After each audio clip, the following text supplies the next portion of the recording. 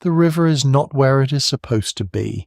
In the mind of anyone who has seen Egypt from the air, the Nile seems almost too clean to be real. A green wound cut through sand, a single dark ribbon running north between two deserts toward the sea. But the older Nile is not that simple. It sprawls, it wanders, it splits into branches that glitter across the floodplain and then vanish beneath silt. Reeds, villages, roads, and later stone. In the long centuries before the first pharaohs, before pyramids lifted their sharp faces toward the sun, before royal names were carved into temple walls as if history itself began with kings, Egypt is a changing country of water. The river breathes in many channels. Flood water creeps into low ground. Mud settles in slow layers.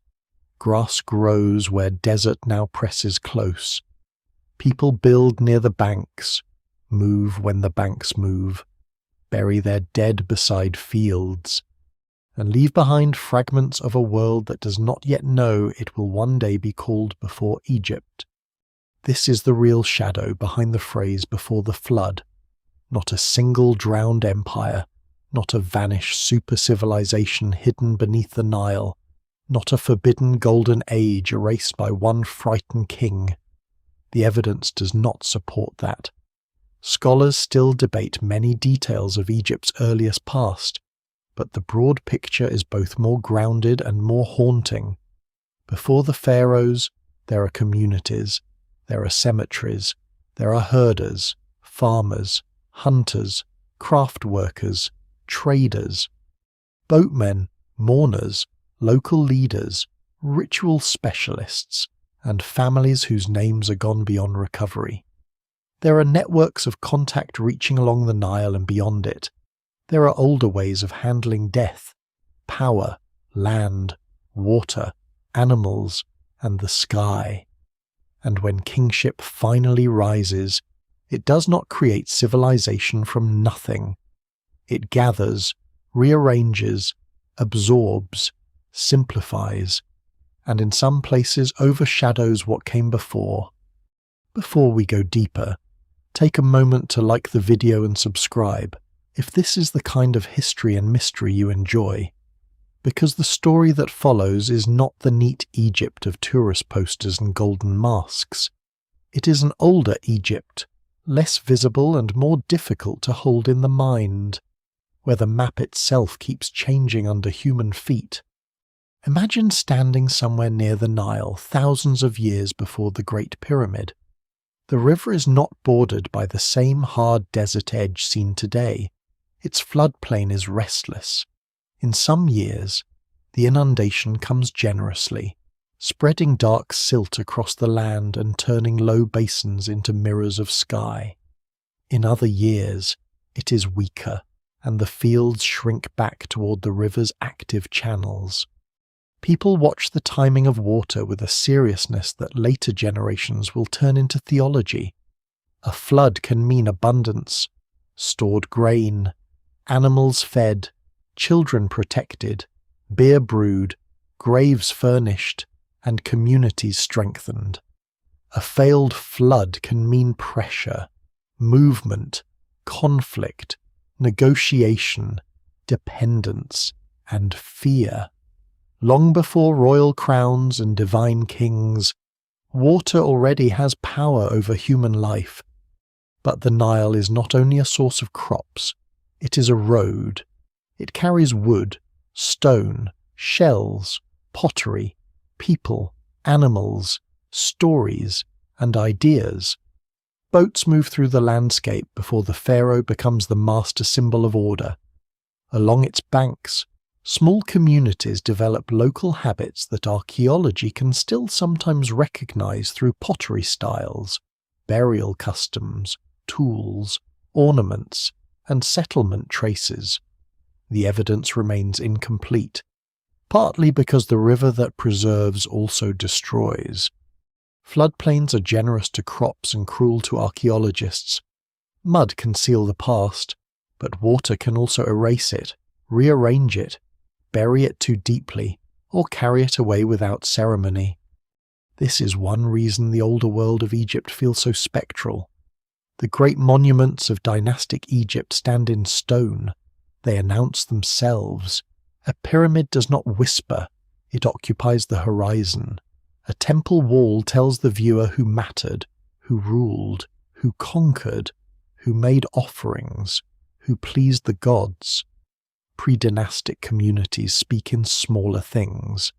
A pot placed near a body, a grave disturbed and reused centuries later, a stone blade, a bead, a faint mark on a cliff, a buried surface where people once walked. The contrast is almost unfair. Later Egypt built with a confidence that could dominate memory. Earlier Egypt left traces that must be coaxed from damaged ground. And yet those traces are enough to overturn the old emptiness. The land before pharaohs is not a waiting room. In the Nile Delta, often overshadowed by the better-known rise of Upper Egyptian centres to the south, communities had their own economic and social development long before unification.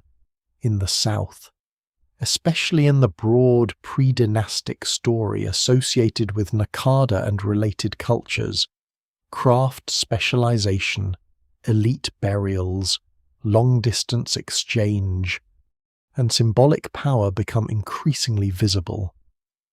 In the deserts beyond the river, rock art and travel routes suggest landscapes of movement and meaning. Farther west, the memory of a greener Sahara complicates the old picture of Egypt as a civilization born between two empty deserts. North Africa itself had changed. Lakes had expanded and retreated. Grasslands had supported animals and people in regions that would later dry. The Nile Valley was not isolated from this wider world of shifting climate and moving communities. What survives in the record suggests that Egypt's beginning was not a sudden sunrise but a long dawn. Its light appears unevenly. One area brightens, another remains dim. Some places are known through rich graves, others through scattered settlement debris, others through traces found only when modern construction, excavation, or remote sensing reveals that the surface has been lying to us. A desert edge may once have been closer to water. A dry channel may once have carried boats. A pyramid field that now seems stranded in sand may once have belonged to a riverine landscape, with access to an abandoned Nile branch. The present-day view is not the ancient truth. Egypt has been edited not only by kings, but by geology, climate, erosion, reuse, and the slow arrogance of modern eyes assuming that what is dry now was always dry. The phrase the civilization pharaohs tried to erase must be handled carefully. No responsible version of this story should claim that a single, advanced pre-flood civilization was deliberately wiped from records by frightened rulers. That belongs to legend, not archaeology. But there is a more subtle erasure, and it is real enough to matter. Once the Egyptian state forms, royal ideology becomes a machine for organizing the past. Kingship presents itself as the answer to chaos, a source of order, the bridge between gods and humans, the force that makes the two lands whole. In that grand story, earlier communities not necessarily denied, but they are flattened. Their local histories fade, their names disappear, their achievements are absorbed into a royal beginning. The world before kings becomes a kind of darkness out of which the king emerges. This is how memory often works in ancient states. It does not always destroy the past by burning it. Sometimes it buries the past beneath a better-funded story. It carves one name in stone and leaves 1,000 others in mud. It places the ruler at the center of cosmic order and pushes the slow, collective labor of generations to the edges of vision. The people who learned the land, managed its rhythms, exchanged goods, shaped ritual symbols, developed burial traditions, and built the foundations of settled life become almost anonymous. Later Egypt remembers kings beautifully. It remembers many common people only by accident. In that sense, the oldest Egypt is like a river branch after the water has left it. The channel still exists, but not always where the eye expects it. It can be traced by sediment, by vegetation patterns, by buried forms, by the strange placement of monuments, by fragments found out of context, by cemeteries reused until their first meaning is blurred. The past is not gone, but it has changed state. It is no longer a living current. It has become a mark beneath the surface. And so the journey begins not with a crown, but with a landscape, a restless Nile, a greener North Africa fading toward aridity, villages beside water that will not stay still, graves that remember people whose language may never be heard again, boats moving through channels that no longer exist. A human world gathering complexity before any pharaoh can claim to have created order. This is the flood before the flood, not one wall of water swallowing a kingdom, but centuries of environmental change, seasonal inundation, political absorption, and memory slowly rising and falling like the river itself. Somewhere beneath the later brilliance of Egypt, beneath the gold, the stone, the king lists, the temples, and the pyramids, there is another country. It is older, quieter, and harder to see, but it is there, beyond the river's green edge, where the desert now seems absolute. North Africa once carried a different memory of water. The Sahara of the deep past was not simply the endless stone and sand imagined today. It changed with the slow rhythm of Earth's orbit, with monsoon belts shifting north and south, with lakes swelling and shrinking, with grasslands spreading where dunes would later return. In that older world, the Nile was not the only corridor through northeastern Africa. It was the most enduring one, the line that survived when others failed, but it belonged to a wider landscape of seasonal water, grazing animals, human movement, and fragile opportunity. Before Egypt became the kingdom of the river, it was part of a North Africa where water had many forms and where the boundary between valley, savanna, desert, and memory was still being redrawn.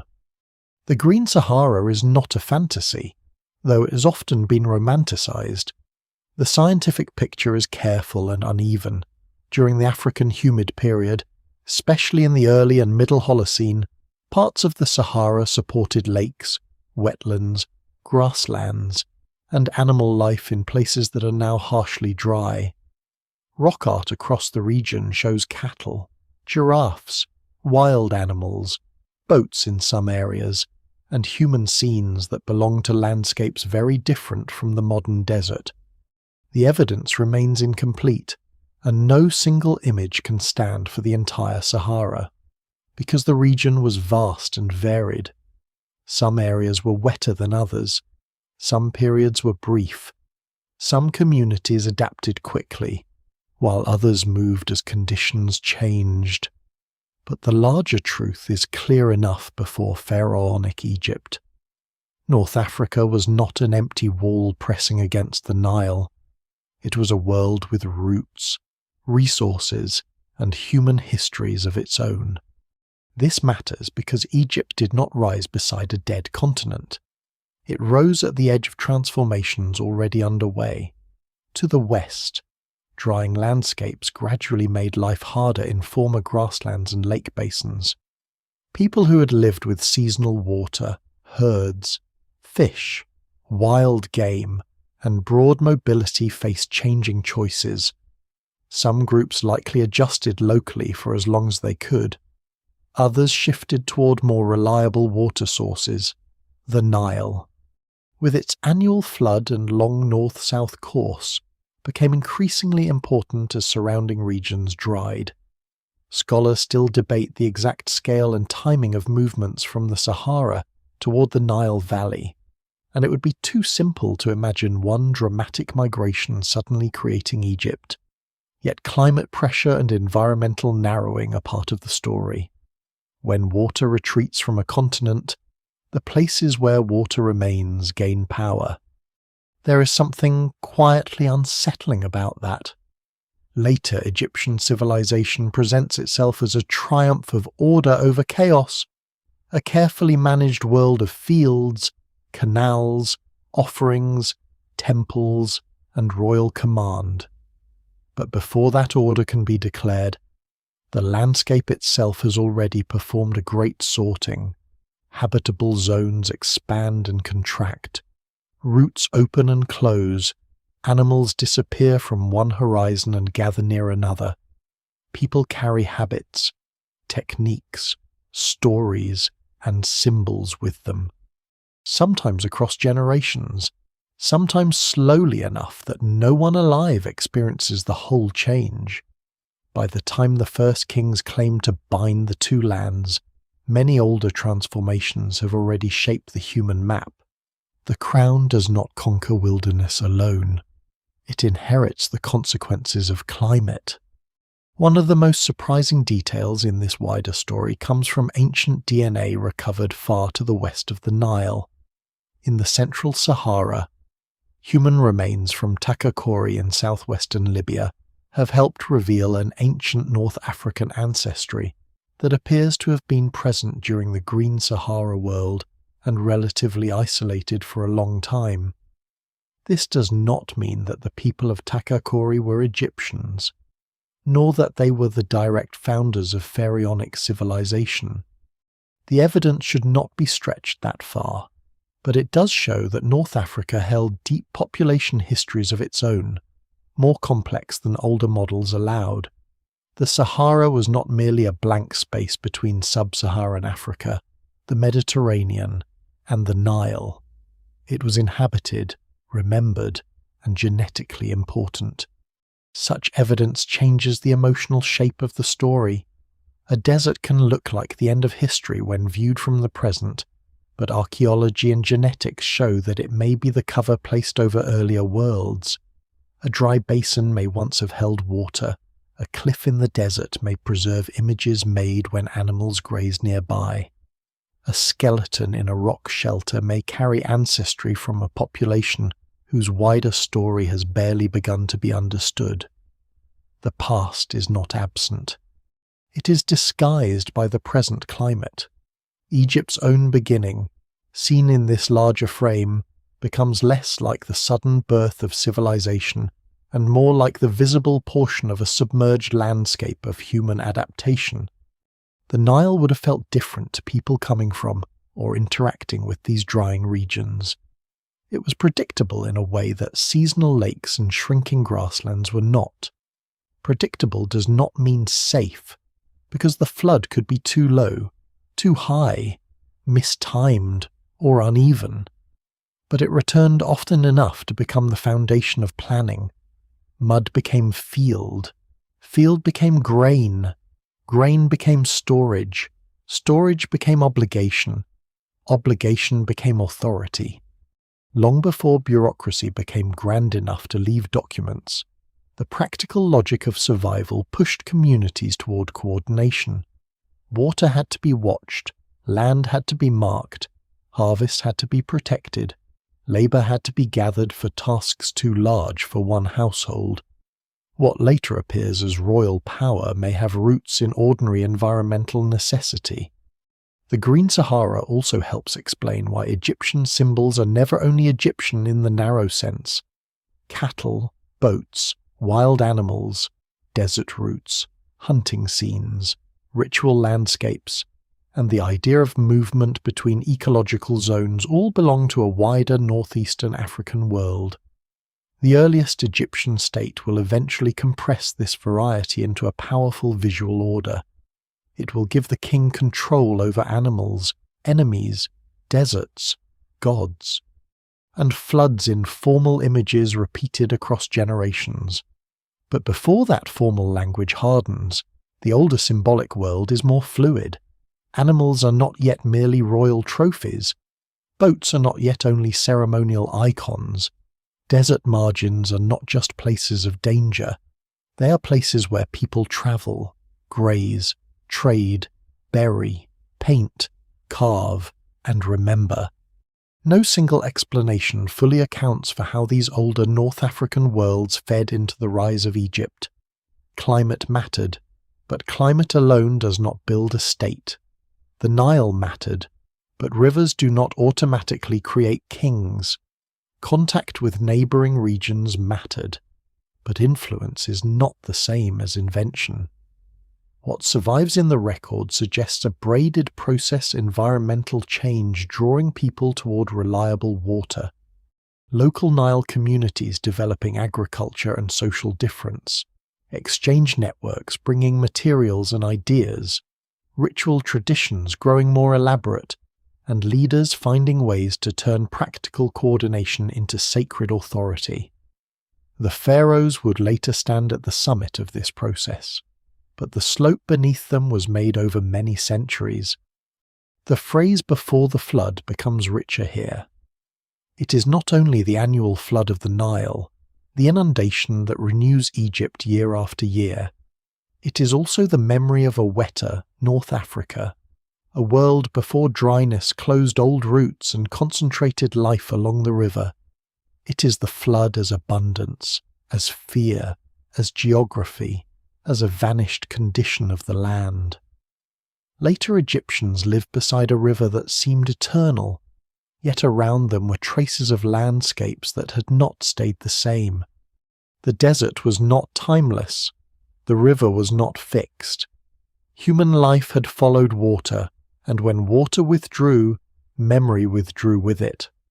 So the older country beneath Egypt widens.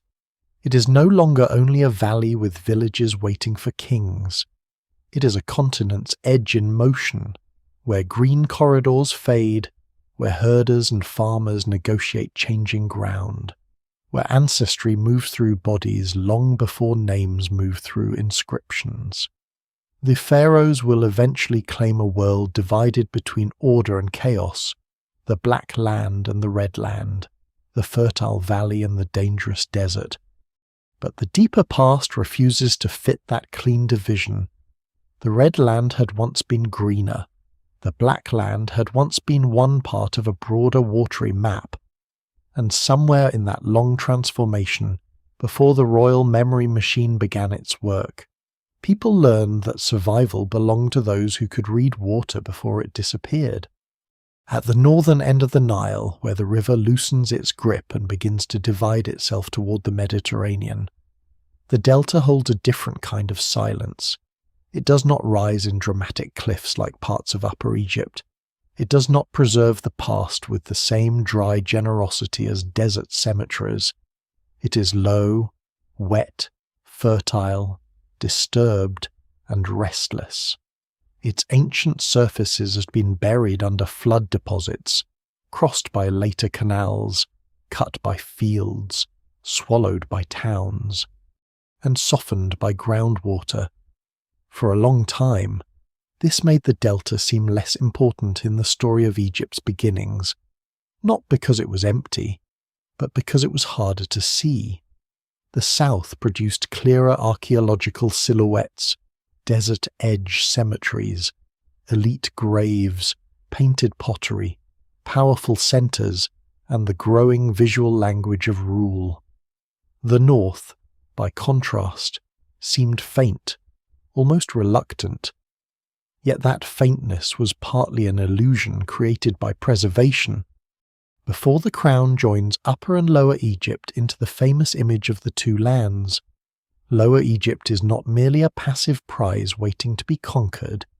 It is a living region with its own communities, economy, craft traditions, exchange routes, and social changes.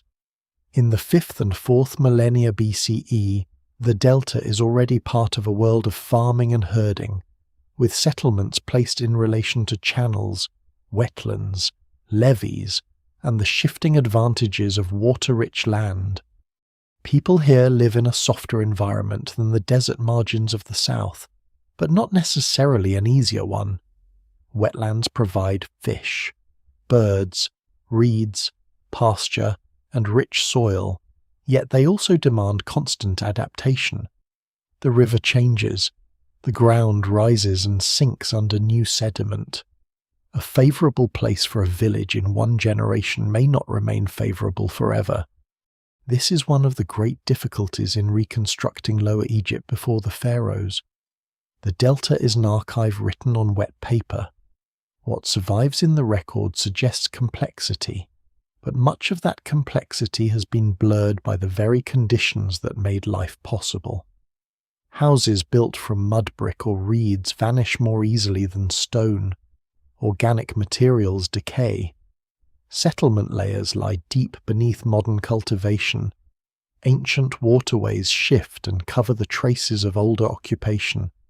It is tempting to mistake archaeological invisibility for historical insignificance, but that is one of the oldest traps in studying the human past. The places that preserve poorly are often the places where people lived most intensely. The delta's importance becomes clearer when it is viewed not from the later monuments backward, but from its own geography outward.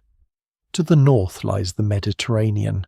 To the east lie routes toward Sinai, the southern Levant, and the wider world of the Near East. To the west are desert margins and older North African connections. To the south runs the Nile, linking the delta to Upper Egypt and, beyond that, to Nubia and the African interior. The delta is not a dead end. It is a meeting zone. Materials, animals, technologies, styles, and ideas could move through it in several directions. Long before Egypt becomes a centralized kingdom, the north is positioned to receive and transmit influences that cannot be reduced to simple borrowing or invasion.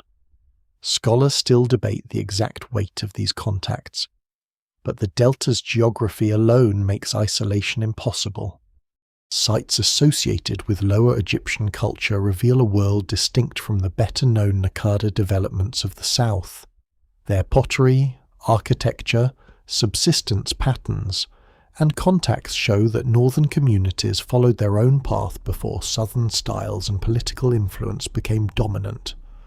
Places such as Madi, near the later region of Cairo, are especially important because they show connections with the southern Levant and a way of life that does not simply copy Upper Egypt. Storage pits, domestic remains, copper objects, imported materials, and evidence of exchange all point toward communities that are practical, connected, and increasingly organized. This is not the Egypt of golden funerary masks. It is a quieter world of households, fields, animals, trade goods, and local decisions, but it is no less part of the foundation. The North also complicates the idea that civilization appears only when kings appear. A centralized state is one form of social complexity, but it is not the only form. Villages can be complex without leaving royal monuments. Exchange networks can be sophisticated without writing. Ritual life can be meaningful without temples in stone. Social difference can exist before the full machinery of divine kingship. In the Delta, people are likely negotiating access to land, water, stored food, animals.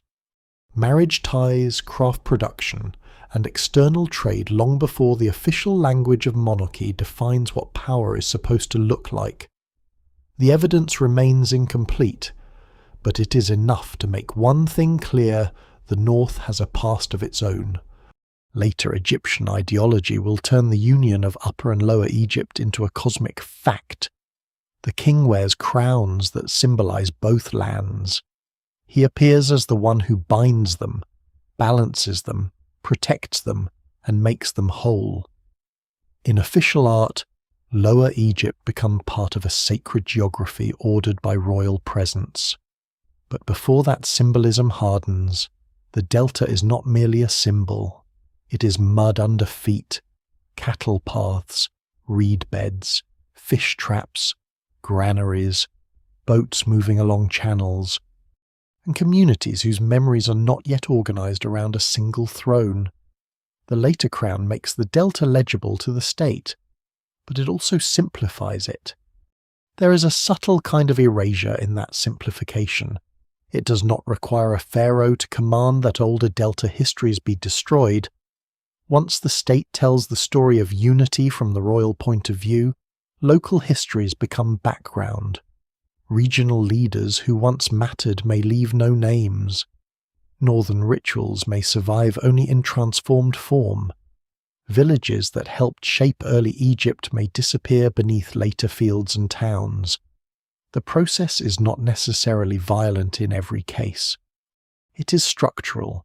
The state preserves what serves the state. Monumental memory favors the center. The delta, because it is wet, low, and constantly reused, becomes doubly vulnerable first to the environment, then to history written by kings. And yet the delta refuses to vanish entirely. Its presence survives in the very idea of Egypt as the two lands. A union implies more than one world. The royal crown itself carries the memory of difference. Even while claiming to overcome it, Lower Egypt remains necessary to Egyptian identity, not as an afterthought, but as half of the sacred whole. Its marshes, papyrus plants, northern crown, and symbolic animals enter the visual and religious vocabulary of the kingdom. The state may absorb the delta, but it cannot pretend the delta does not exist. It must transform it into a sign of order. This makes the northern landscape one of the most important keys to the hidden beginning of Egypt. If the south shows the dramatic rise of elite power with unusual clarity, the north shows the quieter complexity that royal narratives tend to flatten. It reminds us that early Egypt was not born from a single place, a single invention, or a single conquering will. It grew through contact between regions with different histories. It emerged from the tension between local traditions and wider integration. It was shaped by people who lived where the river multiplied, where the sea waited beyond the marshes, and where the ground itself made memory difficult. In the delta before the crown, there is no need for a lost empire to make the story mysterious. The mystery is already there in the mud. A whole region helps prepare the conditions for one of the most powerful states of the ancient world, yet much of its own voice reaches us only in fragments. The pharaohs will later stand above Egypt as if they are the beginning of order, but beneath their crowns lies a northern country of farmers, herders, traders, boatmen, and local powers that had been shaping the future long before the royal story learned how to carve itself in stone. Along the Nile farther south, where desert cliffs come closer to the floodplain and dry ground preserves what the delta often loses, the slow transformation from village life to power becomes easier to see. It still does not appear all at once.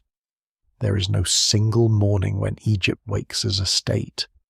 There is no clean line where ordinary settlement ends and history begins.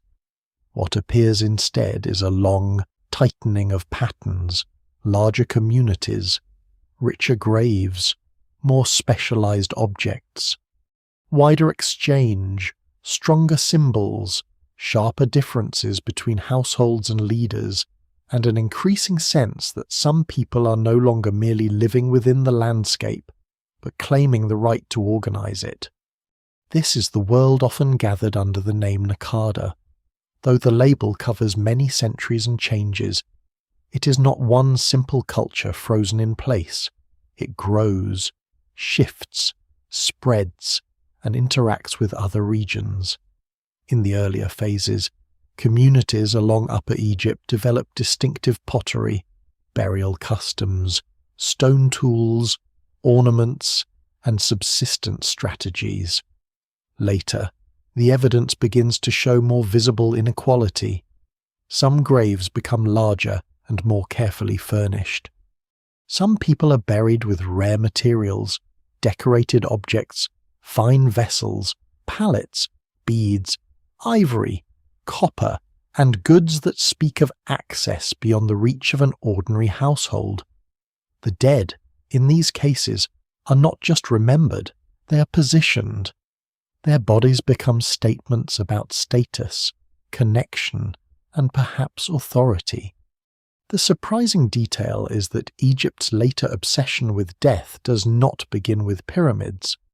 Long before the monumental tombs of kings, pre-dynastic communities are already using burial as a place where identity is shaped and displayed.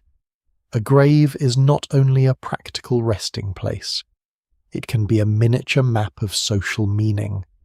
The placement of pottery, the treatment of the body, the inclusion of personal ornaments, the orientation of the grave, and the effort invested in burial all suggest that the living are negotiating the importance of the dead. The evidence remains incomplete, and scholars still debate exactly how to interpret many burial differences. But the pattern is difficult to ignore. Some individuals are being marked as more important than others. This does not mean that a pharaoh is already present in disguise. It means that the ingredients of hierarchy are forming. Prestige becomes visible. Control over materials matters. Craft skill matters. Long-distance connections matter. Certain symbols begin to repeat and gather force. The slow life of villages is becoming entangled with ambition. A family that can obtain rare stone, fine pottery, metal, ivory, shells, or exotic goods is not only acquiring beautiful things, it is demonstrating reach. It is showing that its influence extends beyond the immediate fields and herds. In a world before writing, objects can speak politically. Trade and exchange become especially important. The Nile itself carries movement north and south, but the river is only part of the network. Desert routes link communities to stone sources, mineral deposits, oases, and regions beyond the valley. Connections reach toward Nubia, the eastern desert, the Red Sea world, the Levant, and the Delta. Materials such as obsidian, copper, lapis-coloured stones, shells, and fine hard stones tell stories of contact, even when the people who moved them remain anonymous. Not every object travelled through peaceful trade in the modern sense. Some may have moved through gift exchange, marriage alliances, seasonal meetings, tribute, raiding, or elite competition. No single explanation fully accounts for all of it, but the pattern is clear. Upper Egyptian communities are no longer isolated village worlds. They are nodes in a growing web. Craft production also changes the balance of society. Pottery becomes more standardized in some contexts. Stone vessels require skill and time. Cosmetic palettes, carved handles, decorated objects, and fine tools show not only technical ability, but symbolic investment.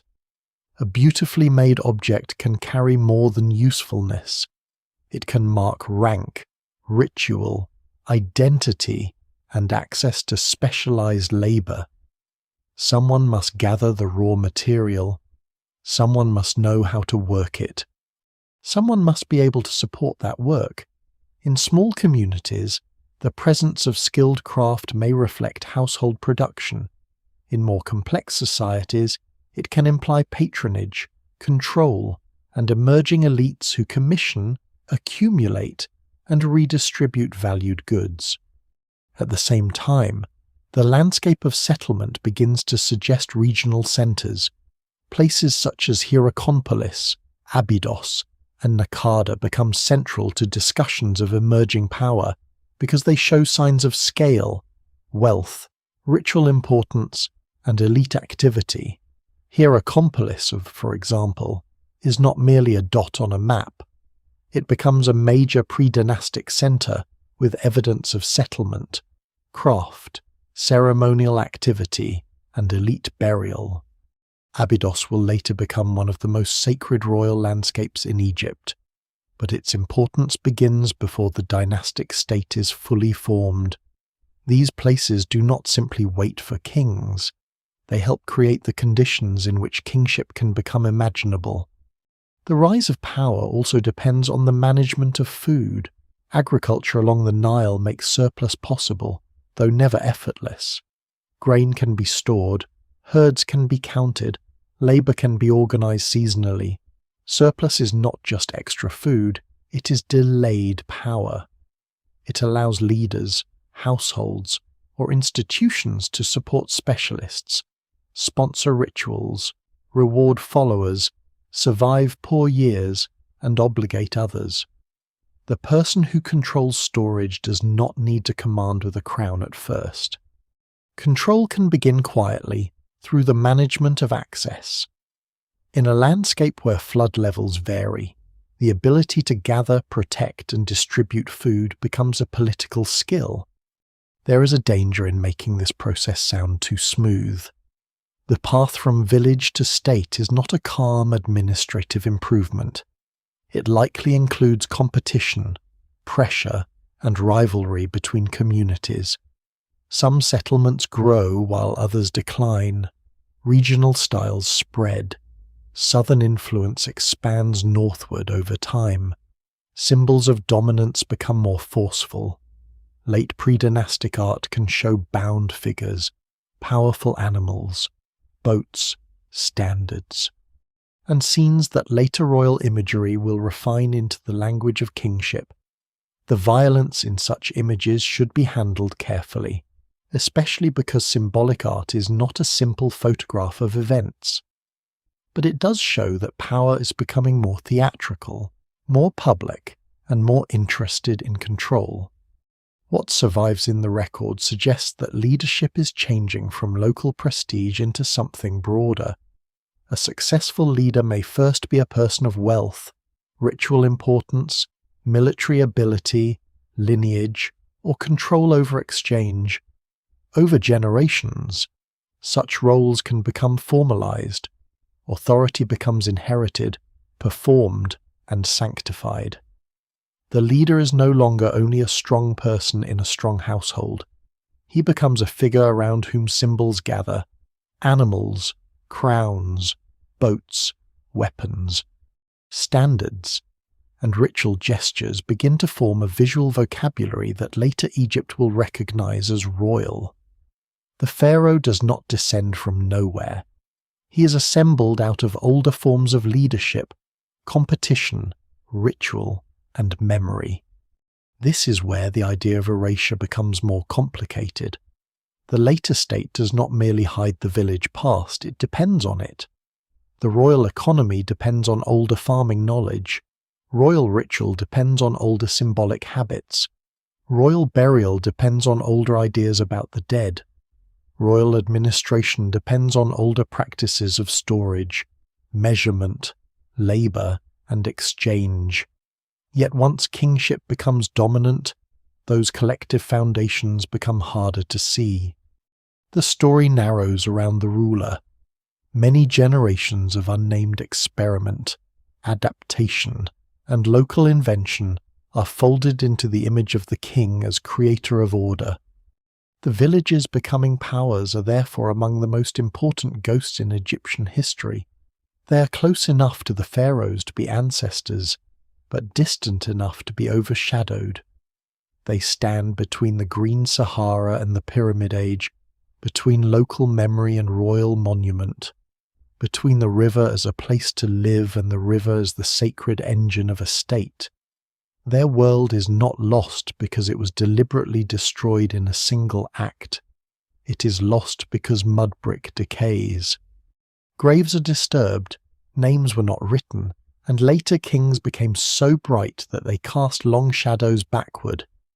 By the end of this transformation, Egypt is no longer only a chain of communities along a river.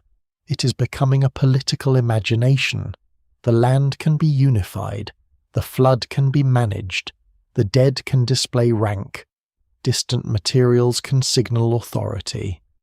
Local leaders can become regional rulers. Symbols can outlive the people who first carved or painted them. And somewhere in that gathering intensity, before the first dynasties fully step into written history, the old village world begins to harden into something more dangerous, more durable, and more memorable. The idea that one person might stand for the whole land. The dead are often the first witnesses to speak when villages leave too little behind. Houses made of mud and reeds collapse into the soil. Hearths are swept away. Footpaths disappear under later fields, but cemeteries, even damaged ones, can hold a stubborn kind of memory. They preserve the choices of the living at moments when grief, belief, status, and identity become concentrated into action.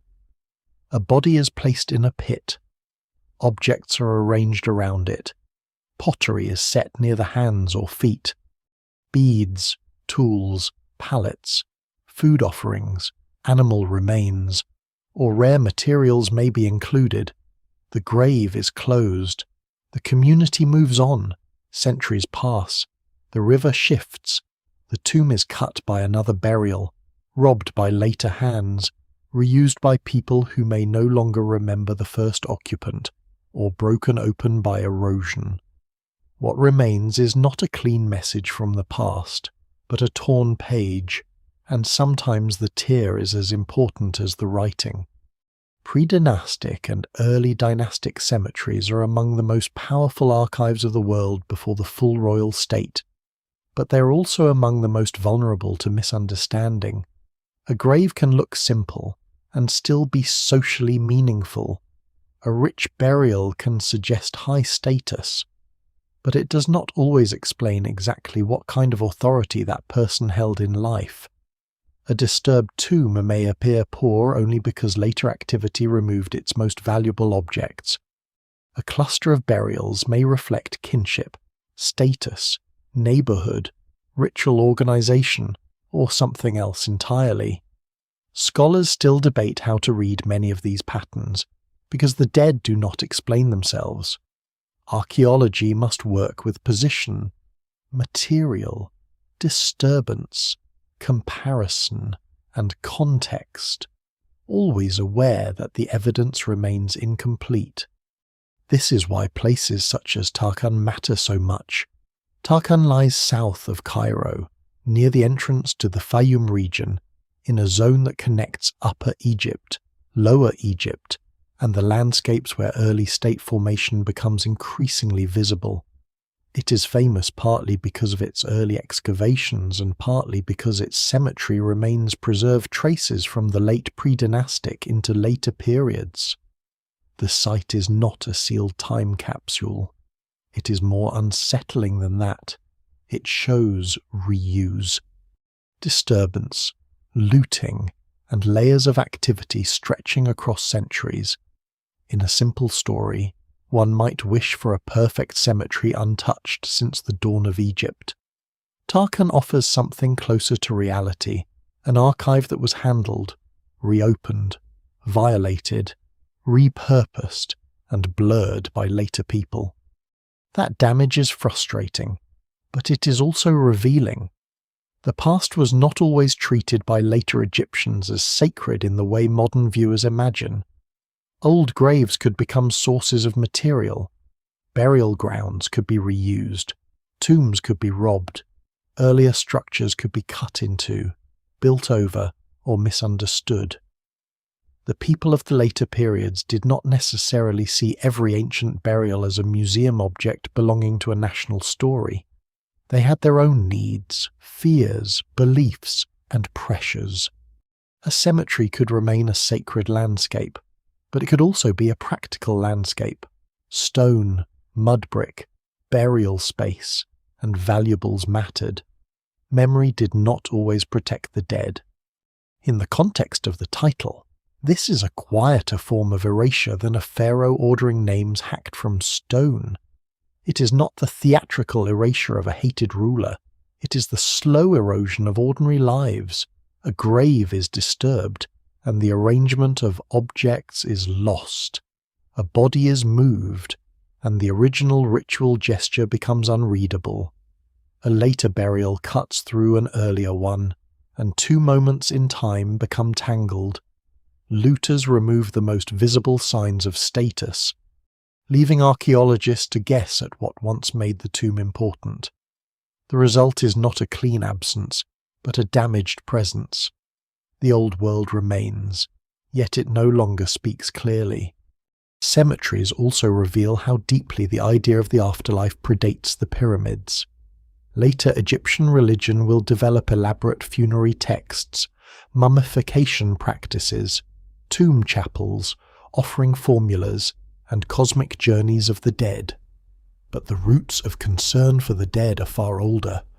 Pre-dynastic burials show care in body placement, grave goods, personal adornment, and repeated customs that suggest shared ideas about identity beyond death. It would be risky to read later Egyptian beliefs directly backward into these early graves, as if every pot already means what it might mean in a later temple text. Yet it would be equally wrong to treat the burials as purely practical. The living invested meaning in the dead long before royal theology turned death into monumental architecture.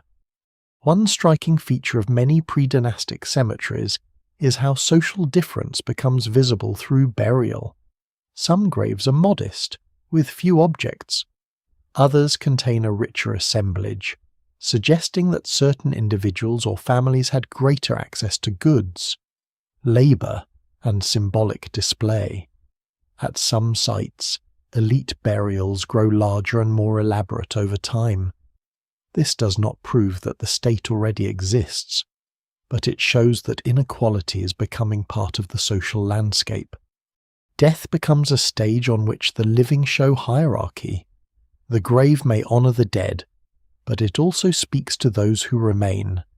It tells the community who belonged to whom, who had access to distant materials, who could command skilled craft, and perhaps who claimed a closer relationship with ritual power. At Tarkhan and other cemeteries, the movement from pre-dynastic into early dynastic life is not an abstract political process. It is visible in burial forms, objects, architecture, and the changing relationship between local communities and emerging royal authority. Early dynastic structures and graves suggest a world in which the state is beginning to extend its reach, but not always evenly. Some older practices continue, others are transformed. Local cemeteries become entangled with wider political systems. Pottery styles, sealing practices, administrative marks, and imported or standardized goods begin to show that the dead are now living, in a sense, under a broader order. There is a human sadness in this. The better organized the state becomes, the more anonymous many individuals appear. Royal names begin to survive. Officials sometimes step into the record, but countless people remain known only by a grave number, a bone position, a pot shape, a bead, a disturbed burial layer. Their lives were full, but history has reduced them to evidence. They worked fields, tended animals, shaped clay, carried water, prepared meals, travelled, prayed, mourned, and watched the river. Yet because they did not carve their names in stone, their memory reaches us through material traces that can be damaged by a single later cut in the earth. No single cemetery can tell the whole story of Egypt before the pharaohs, but damaged cemeteries teach something essential. The past is not merely hidden, it is wounded. Some wounds come from time, some from water, some from reuse, some from ancient robbery, some from early excavation methods, and some from modern disturbance. The result is a record filled with gaps that can invite fantasy if handled carelessly. A missing object becomes a mystery. A disturbed grave becomes a rumour. A poorly understood structure becomes a tempting doorway into unsupported speculation. But the grounded mystery is powerful enough These cemeteries show that the world before kings was rich, varied, and socially alive, even when much of it has been broken. They also remind us that Egypt's royal memory was built beside older fields of the dead. The pharaohs did not invent the desire to endure. They inherited a land where communities had already been caring for the dead for thousands of years, already using burial to express status, belonging, and belief, already linking memory to place. Later royal tombs magnify these older impulses until they become colossal. But the impulse itself begins in humbler ground, a pit grave in the desert edge. A pot placed with care, a bead beside a body, a cemetery reused so many times that its first stories become hard to separate from later ones. These are not footnotes to Egypt.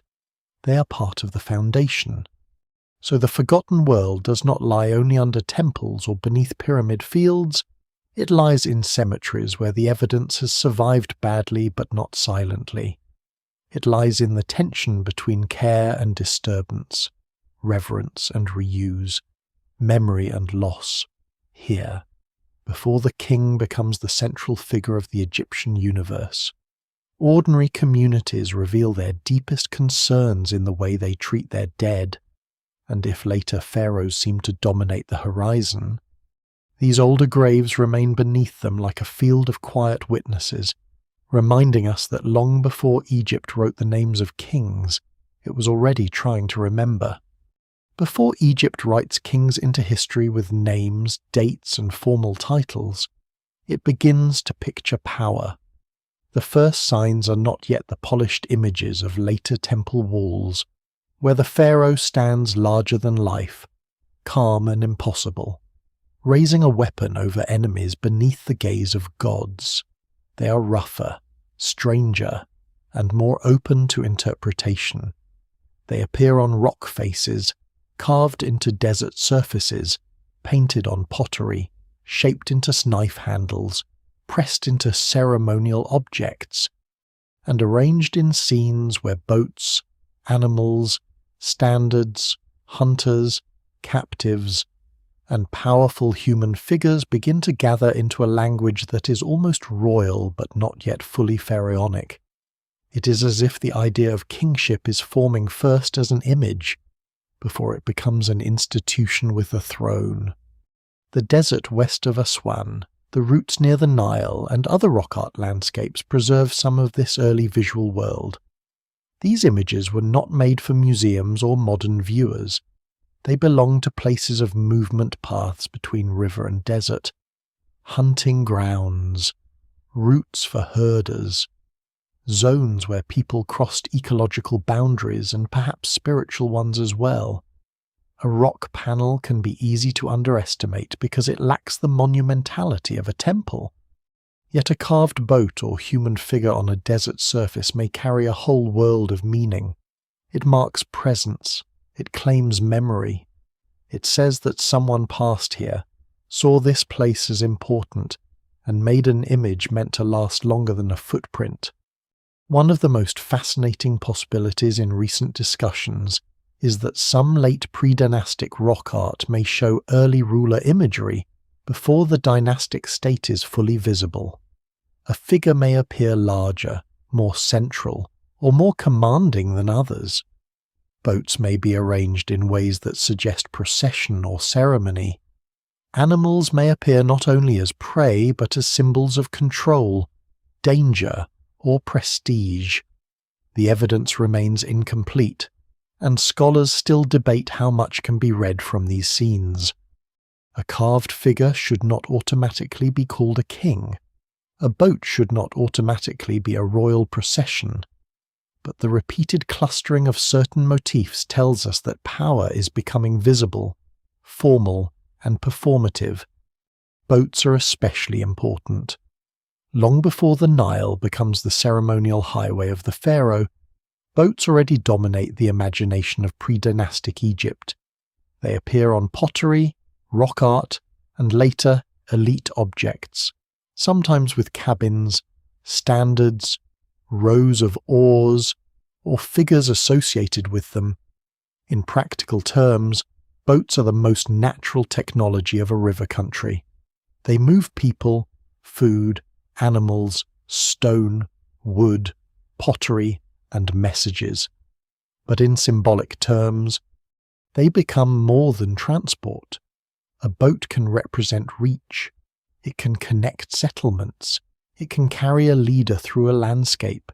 It can become a stage on which authority is displayed. Later Egyptian religion will fill the sky and underworld with divine boats. But the deep fascination with waterborne movement begins earlier, when the river itself is the great organizer of life. Animals also crowd this early symbolic world. Bulls, lions, birds, crocodiles, desert creatures, and powerful wild beasts appear in ways that often seem charged with more than observation. To control animals in imagery is to show mastery over forces beyond ordinary life. A bull can represent strength. A lion can represent danger and dominance. A falcon, later so central to royal identity, belongs to a skyward world of sharp sight and predatory grace. It would be too simple to claim that every later symbol already has its later meaning in the pre-dynastic period, but it would be equally too cautious to miss the continuity. Egyptian kingship grows from a landscape where animals were already visual tools for thinking about power, violence, fertility, wilderness, and order. The famous later image of the king smiting enemies does not appear from nowhere either. Late pre-dynastic art includes scenes of domination, bound figures, raised weapons, and bodies arranged to show victory. These images must be handled carefully. They are not newspaper reports. They are political symbols, possibly ritual symbols, and perhaps sometimes memories of real conflict. What survives in the record suggests that communities were competing more intensely as regional centers grew and leadership hardened. Images of control over human enemies may have helped express the emerging idea that one figure, or one group, had the right to impose order. The later pharaoh will inherit this visual grammar and make it one of the most enduring political images in world history. Yet the early language of power is not only about force, it is also about ceremony, standards, processions, repeated figures, arranged animals, and formal compositions suggest that authority needed to be performed before it could be believed. A leader must be seen. A community must recognize signs. Objects must be displayed. Rituals must make social difference feel natural, sacred, or inevitable. In a world without long-written texts, images do part of the work that documents will later do. They communicate rank, memory, victory, protection, and cosmic importance. They train the eye to accept hierarchy. Some objects from the late pre-dynastic period seem almost to stand at the threshold between local elite display and royal ideology. Decorated knife handles, ceremonial palettes, mace heads, and carved objects gather scenes into compact surfaces where animals, humans, boats, and standards are carefully arranged. These were not ordinary tools for daily labor. They were prestige objects, ritual objects, political objects, or all three at once. Their materials and craftsmanship imply access to skilled makers and rare resources. Their imagery implies a world where leaders are beginning to wrap themselves in symbols larger than the household or village. No single explanation fully accounts for every object, but together they suggest that authority is becoming increasingly theatrical and centralized. The Nama palette, though belonging at the edge of dynastic history rather than far before it, shows how fully this language could crystallize. It presents a ruler in a formal pose, wearing crowns, dominating enemies, moving through a world of symbols that later Egyptians would still understand as royal. but the palette is not a beginning from emptiness. It is a culmination of older visual habit scale, dominance, animals, standards, enemies, ritual movement, and the fusion of human authority with cosmic order. The power of the image lies partly in how old its ingredients already are. By the time the king appears in a form recognizable to later Egypt, the visual groundwork has been laid for generations. This is where the hidden pre-pharaonic world becomes especially haunting. We can see the symbols approaching kingship before we can always name the people behind them. A powerful figure is carved into stone, but the voice is missing. A procession is suggested, but the event is gone. A boat carries meaning, but the song, ritual, or command that accompanied it is lost. The early ruler may stand before us in outline, but not yet with the clarity of later royal inscriptions. He is less a person than a gathering of signs, and perhaps that is exactly how kingship had to begin, not as a biography, but as a performance repeated until it became reality. The pharaohs would later perfect this performance. They would place the king between gods and people, between flood and field, between order and chaos, between the living and the dead. They would cover stone with scenes that make royal power look eternal. But the first signs of rule show something more fragile. They show power still being invented, tested, displayed, and negotiated. They show that before the crown became sacred, people had to learn what a ruler looked like. Before royal names filled monuments, authority had to become visible in boats, animals, weapons, processions, and carved gestures on stone. In these early images, the forgotten world begins to turn toward the pharaonic one. The village leader becomes larger, the hunter becomes a master of animals, the boat becomes ceremonial, the weapon becomes symbolic, the local sign becomes a national emblem. Nothing is fixed yet, and that uncertainty is part of the fascination. The first rulers of Egypt rise not only through land, grain, and conflict, but through imagination.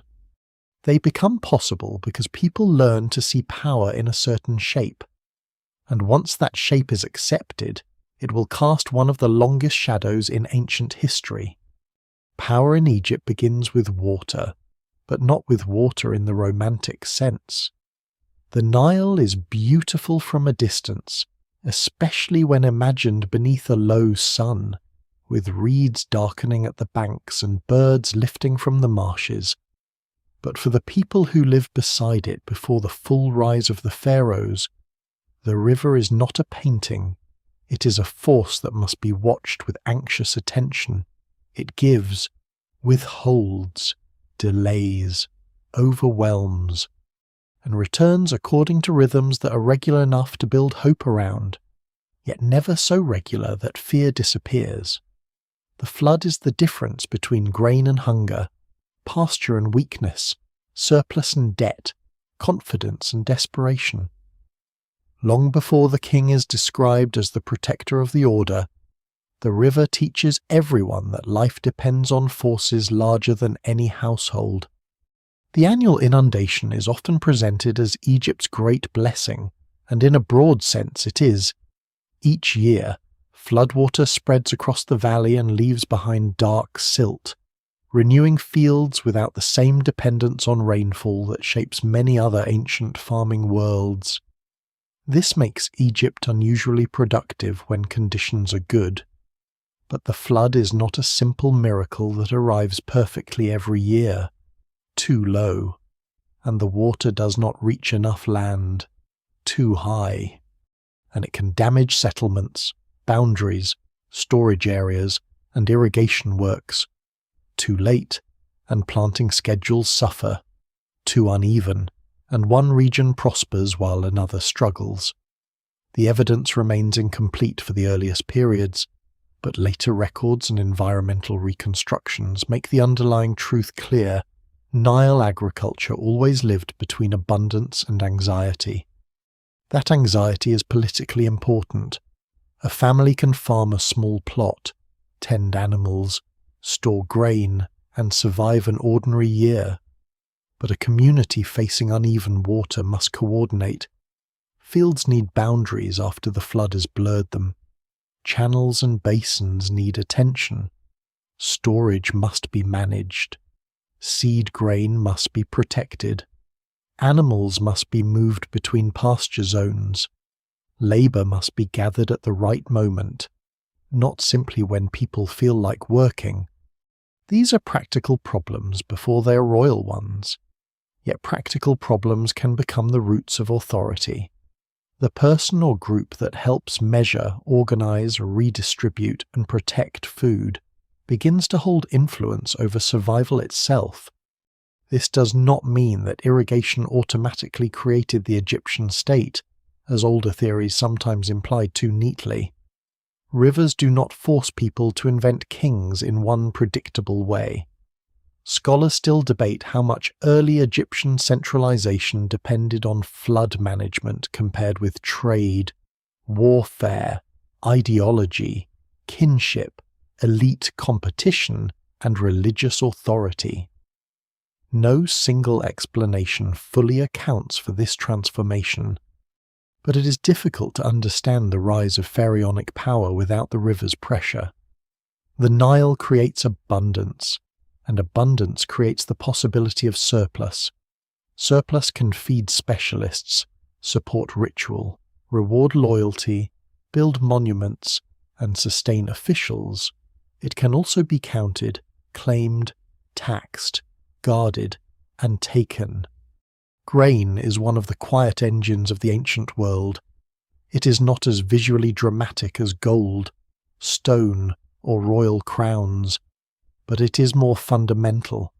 Grain can be stored for months or years if conditions allow. It can be measured. It can be moved in sacks and jars. It can pay workers, feed dependents, support craft production, and carry value across seasons. In early Egypt, control over grain means control over time. A leader who commands food after harvest can still exercise power when the fields are bare. A household with reserves can survive a bad season. A central authority with large stores can turn dependence into obedience, generosity into hierarchy, and crisis into legitimacy. The floodplain also makes land itself a political object. Fertile soil is limited, especially when desert presses close to the valley. In years of strong flood, more land may be cultivated. In weaker years, productive zones contract. This creates what some scholars describe as environmental circumscription, a situation in which people are drawn toward the most reliable agricultural land while surrounding areas become less able to support them.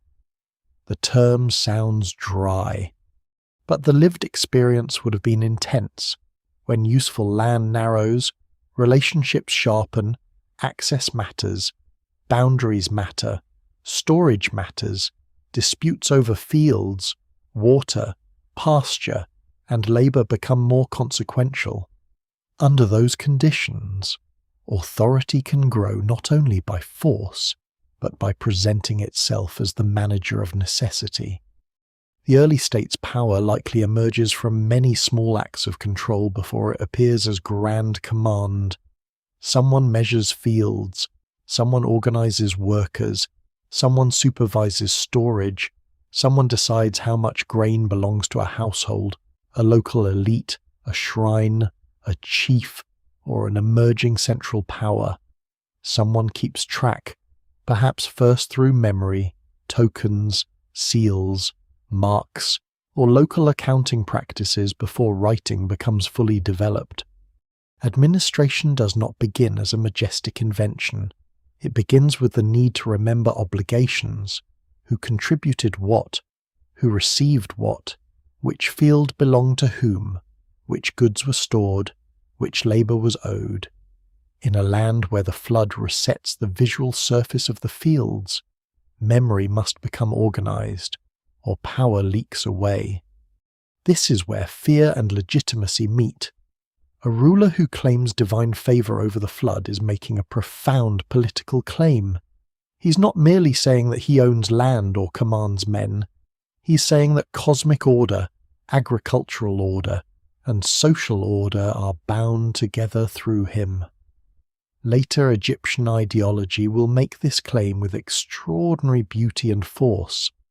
The king maintains Ma'at, the balance that holds back chaos. The flood's renewal becomes part of a sacred system in which the pharaoh stands as guarantor of the world's right functioning. But beneath the theology is a very practical truth. If the flood fails, royal claims are tested. If crops fail repeatedly, people may doubt not only officials but the order they represent. Even in later periods, low Nile floods, drought stress, volcanic climate disruptions, or agricultural instability could contribute to unrest, weakened authority, and social strain. For the earlier state, the written evidence is thinner, so caution is necessary. It would be careless to assign every political change to flood levels alone, but the connection between environment and authority is too strong to ignore. Egypt's rulers gained power in a land where food production depended on a natural rhythm beyond human command. The state could measure, store, organize, and ritualize that rhythm, but it could not truly control the river. That contradiction sits at the heart of Egyptian kingship. The pharaoh appears as master of order, yet the flood remains older than the crown. The people before the pharaohs would have known this in their bodies. They would have watched the river rise against banks and markers. They would have judged fields by dampness, silt, and timing. They would have understood the smell of wet mud after months of dryness, the relief of water spreading correctly, and the unease of water that did not come far enough. Their world was not governed by abstract climate curves, but by daily consequences: enough fodder, enough seed, enough storage, enough labor, enough trust. When later kings turned the flood into a symbol of divine order, they were building on an emotion that was already ancient. The rise of centralized authority then can be seen as a long negotiation with uncertainty. The river gives Egypt unusual stability compared with many neighboring regions, but that stability is never absolute. Communities adapt by coordinating. Elites rise by managing resources and symbols. Storage transforms surplus into power. Ritual turns environmental dependence into sacred order. Administration gives memory a structure. Labor becomes mobilized not only for survival but eventually for monuments, tombs, temples, and the visible architecture of the state. What begins as the need to live with water becomes the machinery of a kingdom. And still, beneath the royal story, the older truth remains. The pharaoh does not create the flood. He inherits a society already shaped by watching it. He does not invent grain, storage, cooperation, or fear. He gathers them into a new political form. The river that once forced villages to plan together becomes the river that allows kings to command whole regions. The flood that once renewed fields becomes proof of cosmic order. The anxiety that once belonged to households becomes a tool of centralized power. In the mud between abundance and disaster, Egypt learns one of its deepest lessons: whoever can stand between people and uncertainty can begin to rule. The river that gives Egypt power does not keep the same body forever. It leaves old beds behind like abandoned memories, channels where water once moved with purpose and later silence settles in. To the modern eye, the Great Pyramid fields can seem strangely stranded, lined along the desert edge as if the kings chose isolation above all else. Stone rises from dry ground. Sand presses close. The Nile, in many places, appears too far away to explain the enormous labor of quarrying, hauling, feeding, and building. But the modern landscape is not the ancient landscape. Some of Egypt's most famous monuments were not built beside the river we see now, but near branches of the Nile that have since faded, shifted, or disappeared beneath fields, roads, settlements, and sediment. One of the most powerful recent clues is the identification of a vanished Nile branch running near the chain of pyramids from the region of Lish toward Giza. This lost watercourse, often called the Ahramat branch, changes the feeling of the pyramid landscape. The monuments no longer stand as lonely miracles dropped into desert. They belong to a wetter, more connected world, where river access could bring stone, timber, food, workers, officials, offerings, and royal equipment close to construction zones and funerary complexes. The evidence comes from a combination of satellite radar, geophysical survey, sediment cores, and landscape analysis, and scholars will continue refining the details. But the larger implication is striking. The Egypt visible today is missing some of its ancient water. This matters because water is infrastructure. A river branch is not simply scenery, it is a transport system, a boundary, a source of life, a place of labour, and a political tool. Moving massive stone blocks across land is hard. Moving them by water, wherever possible, is more practical. The pyramid builders still faced extraordinary engineering, organisation, and human coordination, but they were not foolishly dragging everything across a dry desert exactly as the landscape appears today. They worked within a riverine world that offered routes now hidden from view. A vanished channel can explain why a royal monument stands where it does, why a causeway points in a certain direction, why a harbour or valley temple may have mattered, and why the line between cultivated land and sacred desert was more dynamic than modern photographs suggest. There is a quiet lesson in this. History can look impossible when the landscape has changed. A monument can seem mysterious for the wrong reason if the road that once reached it has vanished. The absence of visible water becomes an invitation to exaggeration, and exaggeration has followed the pyramids for centuries. But the deeper mystery is not that the ancient Egyptians built without a landscape. It is that they built in a landscape so different from ours that we must reconstruct it before we can understand their choices. No single explanation fully accounts for every detail of pyramid placement, transport, and construction. But a lost Nile branch turns the question away from fantasy and toward a more interesting reality. The builders knew a river that we no longer see. The Ahramat branch also reaches backward into the story of pre-pharaonic Egypt.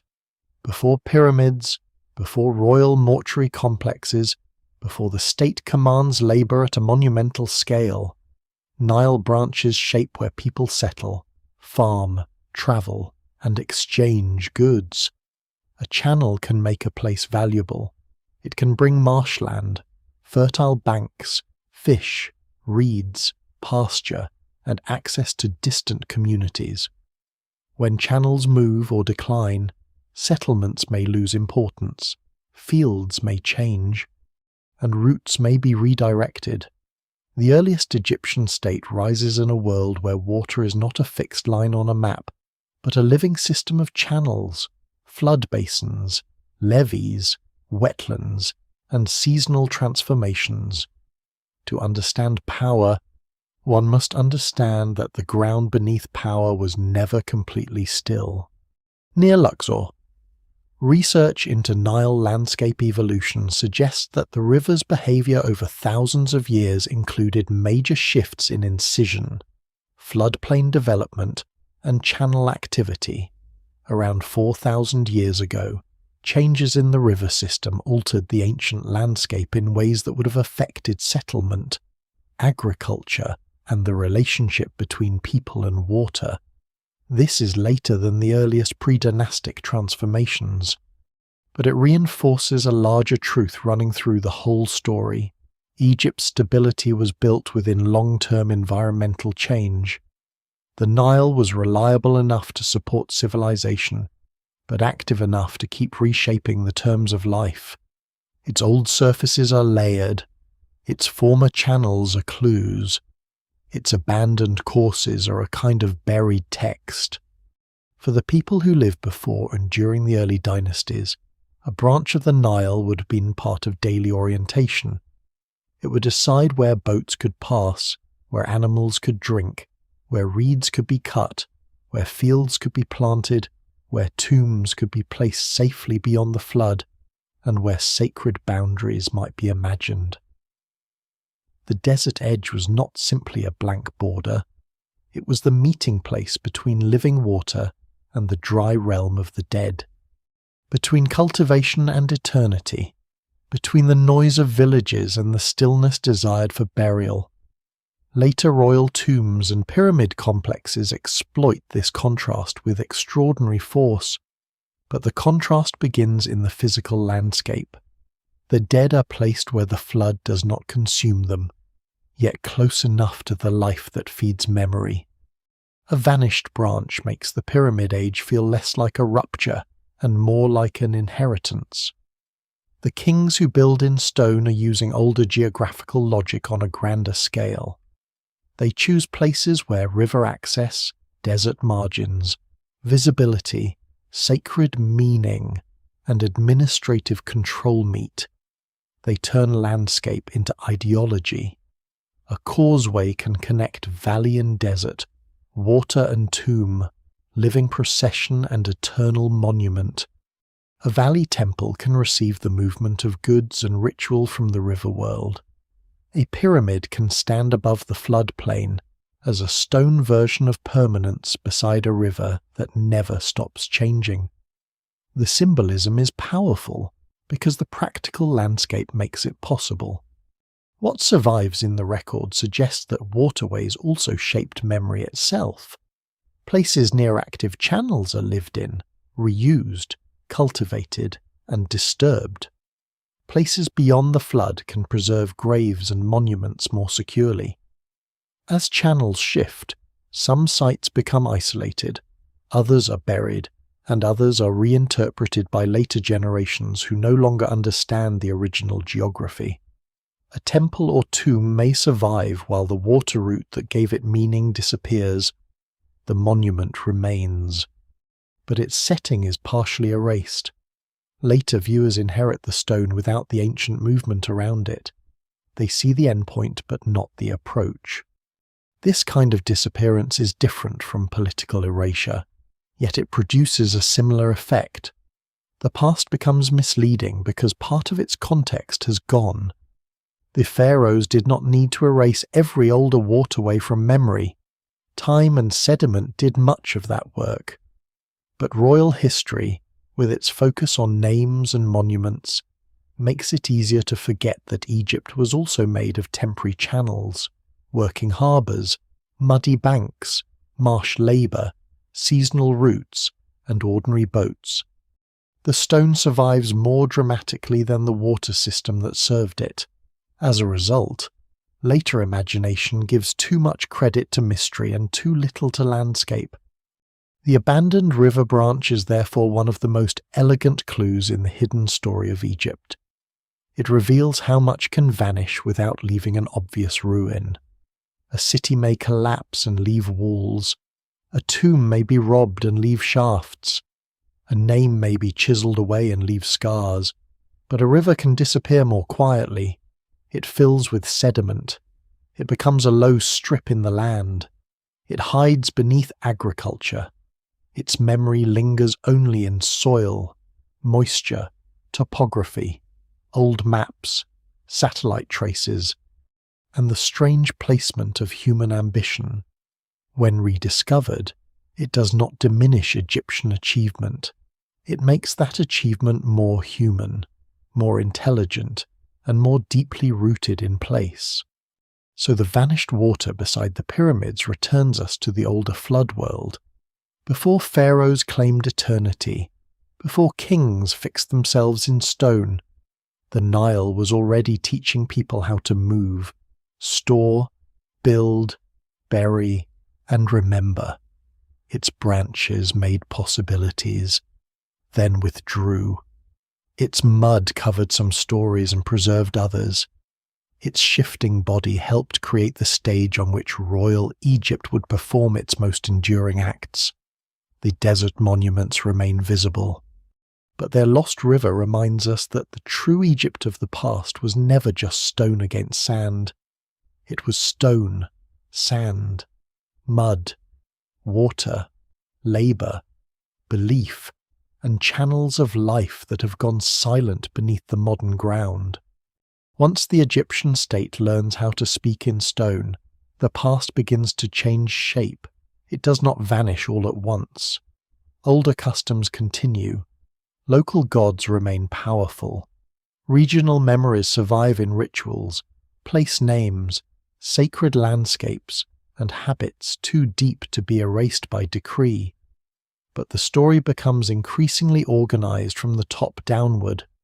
The king appears not merely as a ruler among other rulers, but as the point where the land makes sense.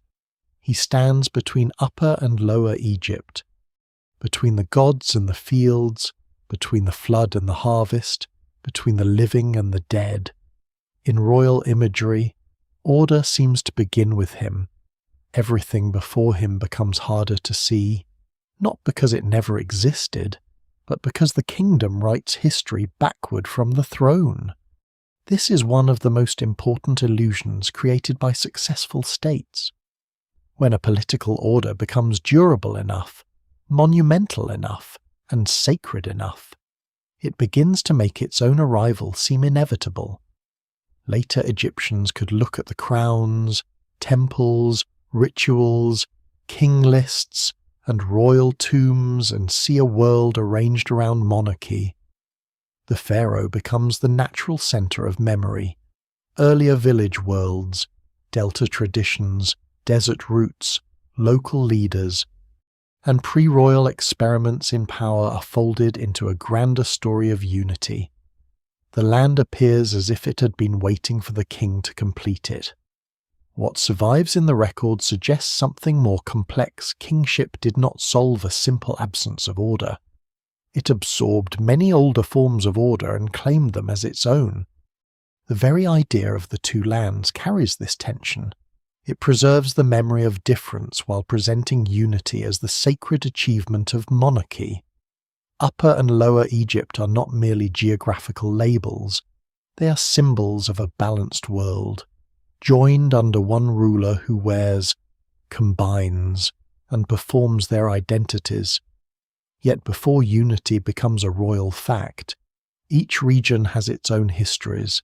The delta has its wetlands, contacts, and northern traditions.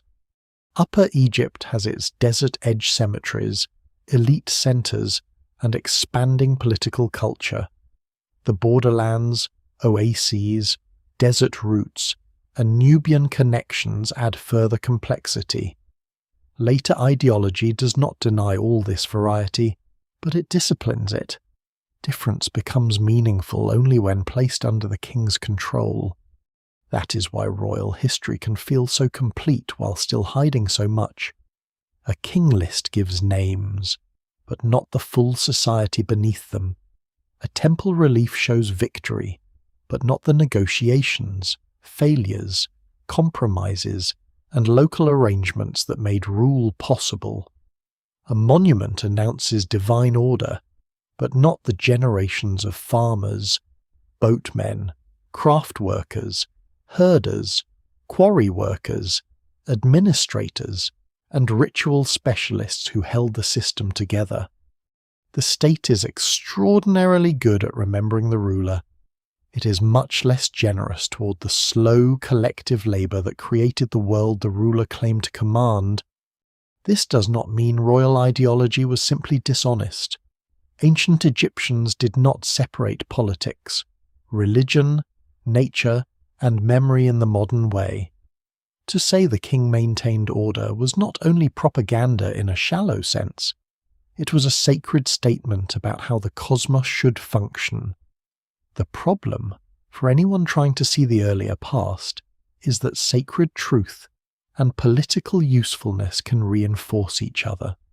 Once monarchy becomes the frame through which order is understood, older non-royal forms of organization become difficult to describe. They lose their independent shape, they become prelude.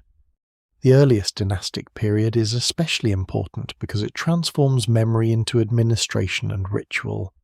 Marks, seals, labels, tomb goods, and royal names begin to give the state a stronger grip on things and people. Objects can now be tied to institutions, officials, places, and rulers. The world becomes more recordable, but also more selective. Writing, in its early administrative and ceremonial forms, does not record everything equally. It tends to record what power needs to track: goods, ownership, royal identity, offerings, officials, and control. The beginning of writing is therefore not only the beginning of clearer history, it is also the beginning of a more organized silence. That silence covers ordinary people first. A village before the state may leave pottery, food remains, tools, and burials, but rarely names. A village under the state may become part of a system that counts goods and labor, yet still does not preserve most lives as personal stories. The state's memory is functional. It needs categories more than biographies: grain, cattle, linen, jars, labor, land, offerings, officials, royal estates. These are remembered because they matter to administration. The emotional life of a farmer, the local memory of a wetland community, the stories told beside a channel now gone, the ritual meaning of a small cemetery before kingship, these usually pass out of reach. Even the formation of Egypt itself becomes difficult to separate from later mythic patterns. The image of unification is powerful: two lands joined, chaos subdued, the king triumphant. It is tempting to imagine one dramatic act, one conquest, one moment when Egypt becomes Egypt. The evidence remains incomplete, and scholars still debate the exact nature of political consolidation. It may have involved conflict, alliance, elite competition, marriage ties, symbolic domination, economic integration, and gradual expansion over generations. But later memory prefers clarity. It prefers a founder, a crown, a victory, a beginning. The messy process becomes a royal achievement. This is what it means for a kingdom to be written backward. The later form of the state casts its shadow into the past, making earlier developments appear as steps toward itself. Pre-dynastic burials become early hints of pharaonic funerary religion. Boat imagery becomes pre-royal symbolism. Local leaders become almost kings. Regional exchange becomes preparation for state economy. Some of these connections are real and important, but they can become too neat if handled without caution. The older world was not simply trying to become dynastic Egypt. It was alive on its own terms. Its people did not know they were building a preface. There is lesser-known strangeness in this. Some of the most important forces in early Egypt are visible only because the later state made them seem ordinary. Storage, measurement, seal use, standardized craft, ritual display, elite burial, and control of movement all become so deeply embedded in dynastic culture that their origins can be overlooked. They seem natural because later Egypt made them part of the expected order, but each one had to develop. Each one had to be tested, adapted, accepted, resisted, or transformed. The monumental state hides its own experimental childhood. Local gods show the same pattern. Later Egyptian religion is filled with deities tied to specific towns, landscapes, animals, and regional traditions.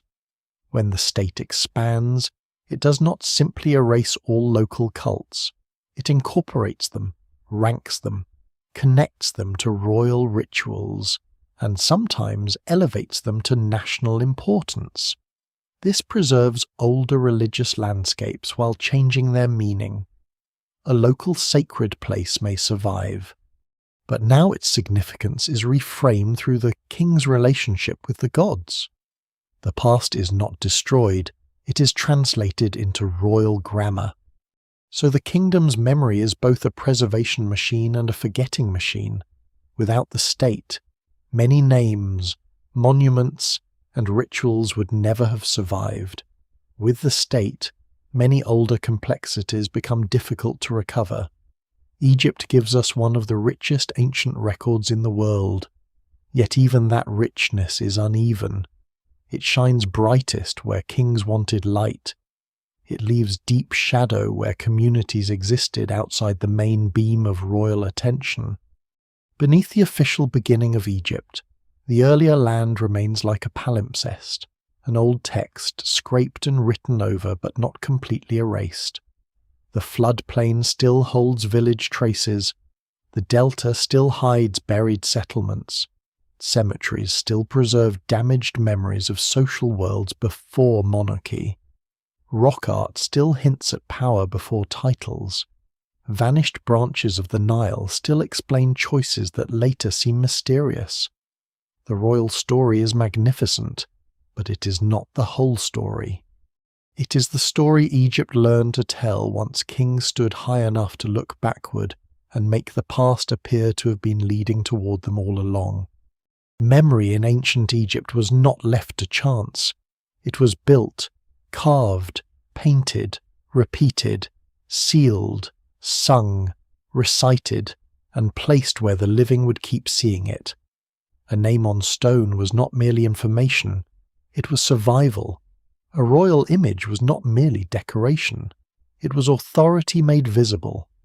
A temple wall was not simply a record of events, it was a machine for turning selected moments into sacred permanence. By the time the Egyptian state matures, memory becomes one of its greatest technologies, as important in its own way as irrigation, quarrying, shipbuilding, or writing. The pharaoh rules not only through fields and officials, but through the arrangement of what the future is allowed to remember. This memory machine has many parts. King lists give the impression of sequence, legitimacy, and continuity.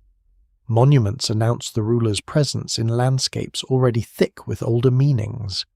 Temples preserve ritual relationships between king and gods. Tombs extend identity beyond death.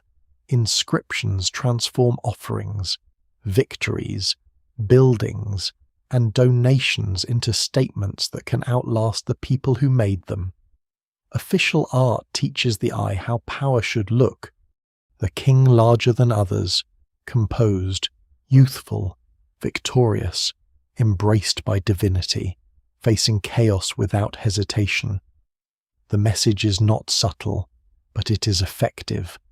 Across centuries, viewers learn to see Egypt through the repeated form of royal order. The strange thing is that this system preserves a great deal while concealing even more.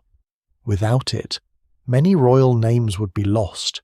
Without inscriptions, the long political history of Egypt would be far darker. Without temples and tombs, much of Egyptian religion, administration, art, and ideology would be nearly invisible. The machine is not only a liar, and it would be too simple to treat it as one. It is also a preserver of astonishing detail.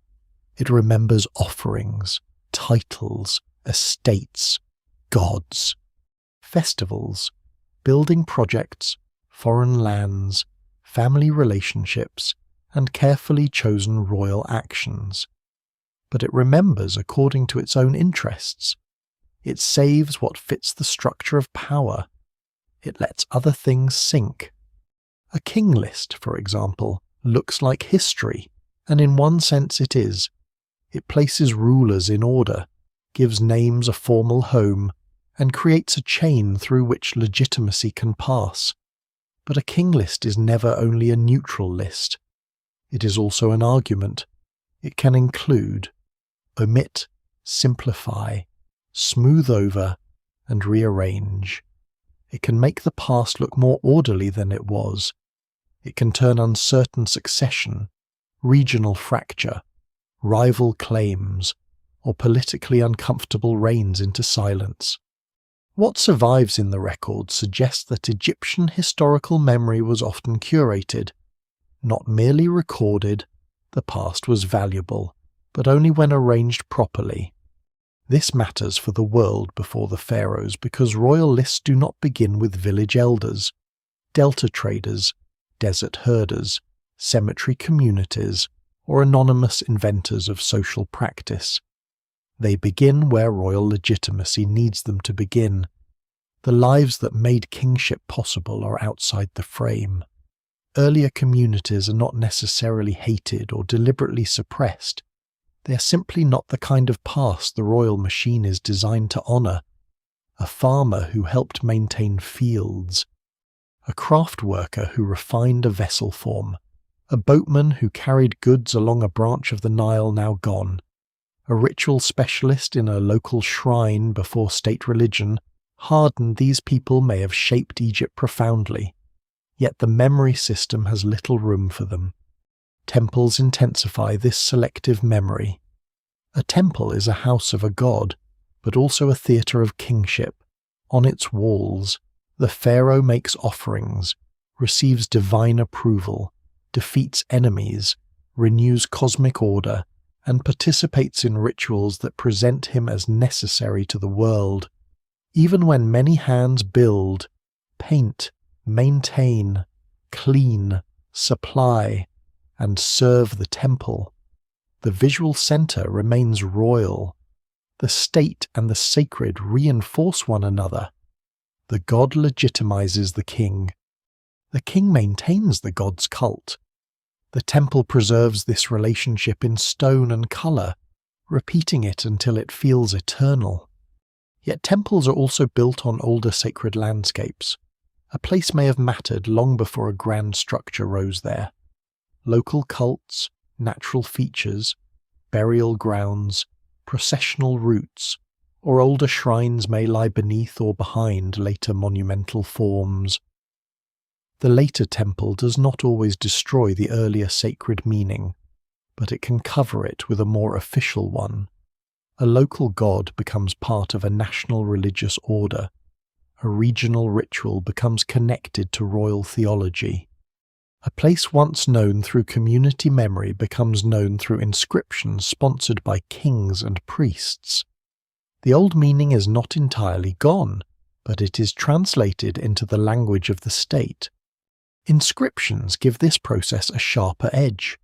Writing appears to offer permanence, but it is never evenly distributed.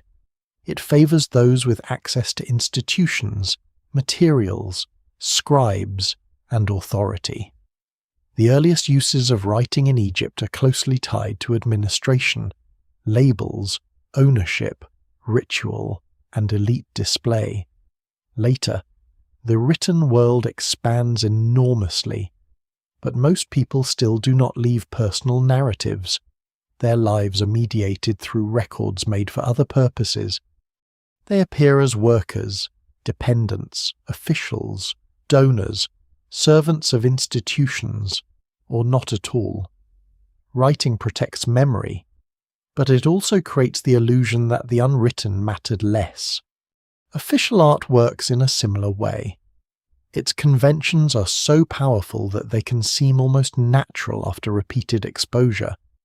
The king is shown in ideal form, not as an aging body with uncertainty, compromise, or political anxiety. Enemies are grouped as symbols of disorder. Foreign lands are compressed into recognizable types. Ritual gestures repeat across dynasties. The image does not need to show a specific moment exactly as it happened. It shows the world as power wants it to be understood. Scholars still debate how to balance symbolic convention with historical reference in many scenes. because Egyptian art often functions in several ways at once. It can commemorate, ritualize, idealize, and command belief all on the same surface. The most dramatic part of this memory machine is that it can make absence look natural. If a name is not present, the viewer may not know it is missing. If a local tradition is absorbed into royal ritual, later generations may not see the older layer. If a woman, rival, defeated faction, regional power, or inconvenient religious movement is pushed out of the official story, the silence can become self-protecting. The archive does not always announce its omissions. That is why archaeology matters so deeply. A broken seal, a reused block, a provincial cemetery, a pottery sequence, a settlement layer, or a geological trace can challenge the smoothness of the royal version. The pharaoh's memory machine also depends on repetition across space. A royal name carved in one place is a claim. The same name appearing on temples, vessels, seals, stelae, tomb goods, and distant objects becomes a network of presence. It says that the king's authority reaches beyond his body. It places him in quarries, forts, shrines, administrative centres, mortuary landscapes, and trade routes. In this sense, monuments are not only memorials, they are extensions of rule. They make the kingdom visible to itself. They tell people, again and again, who stands at the centre. But the deeper story remains unsettled beneath that centre. Egypt's remembered past is not a simple mirror of what happened. It is a constructed landscape, layered over older landscapes of water, village life, local cult, exchange, and burial. No single explanation fully accounts for every silence in it. Some silences come from deliberate editing, some come from poor preservation, some come from the limits of early writing, some come from the fact that ordinary people everywhere in the ancient world left fewer records than rulers. Some come from modern excavation history and the accidents of what has been found. But together, these silences shaped the Egypt inherited by later memory. The machine succeeded almost too well. For thousands of years, the pharaohs remained the face of Egypt. Their crowns, tombs, statues, and names became so dominant that the long human work beneath them could appear secondary. Yet the very strength of royal memory now helps reveal its limits. When the record shines too brightly in one direction, the shadows become meaningful. The unnamed villages, damaged cemeteries, lost river branches, and regional traditions are not empty spaces. They are reminders that every official history is also an act of selection. And so the pharaoh's memory machine stands as both wonder and warning. It gave ancient Egypt a voice that still carries across millennia, but it did not give every part of Egypt the same voice. It preserved kings with dazzling force, while leaving the older world to survive in fragments. Beneath the carved names and eternal formulas, another memory waits in quieter materials: mud, bone, pottery, pollen, sediment, broken seals, abandoned channels, and graves whose owners no king ever named. The official story says order begins with the ruler. The earth, more patient and less obedient, keeps suggesting that order had many older makers. The most famous acts of Egyptian forgetting are not aimed at the world before the pharaohs, but they reveal how pharaonic memory could be edited once power decided that a name, image, or reign had become dangerous. Ancient Egypt did not only preserve the past, it corrected it, it rearranged it, it sometimes attacked it. A face could be broken, a cartouche could be chiseled away, a statue could be dragged from its setting, buried, reused, or ritually neutralized. Blocks could be taken from one monument and built into another, turning yesterday's sacred wall into tomorrow's hidden core. The result is not always simple destruction. It is something more complicated, memory altered without being completely erased. Hatshepsut shows how tangled this process can be. She was not a forgotten village elder or a shadowy pre-dynastic leader. She was a pharaoh, ruling in the 18th dynasty, surrounded by wealth, temple building, ritual authority, and formal kingship. Her monuments once spoke in the full language of royal legitimacy. She wore kingly titles, appeared in pharaonic form, and connected herself to divine approval. Yet after her reign, many of her images and names were attacked, altered, or hidden. For a long time, the common telling was straightforward. A later male successor hated her and tried to erase her because she had been a woman who ruled as king. That explanation is dramatic, and it may contain part of the truth, but the evidence remains incomplete and more complex than the simple revenge story allows. Recent reassessments of damage to Hatshepsut's statuary suggest that not every broken statue should be imagined as blind fury. Some damage may reflect ritual deactivation, the deliberate neutralizing of an image's power. In Egyptian thought, a statue was not merely stone-shaped like a person.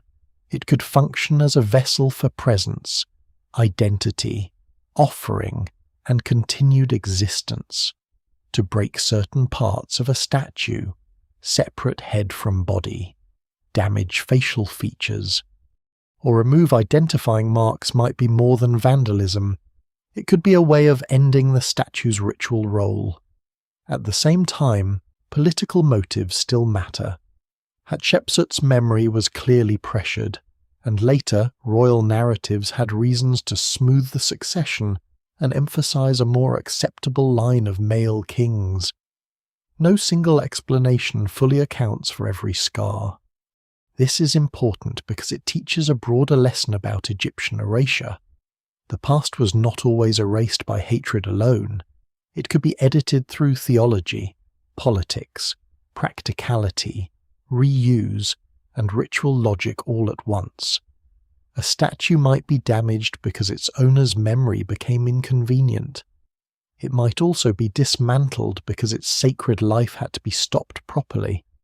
It might be buried because fragments still retained meaning. It might be reused because stone was valuable. Modern viewers often prefer one motive, preferably a dramatic one.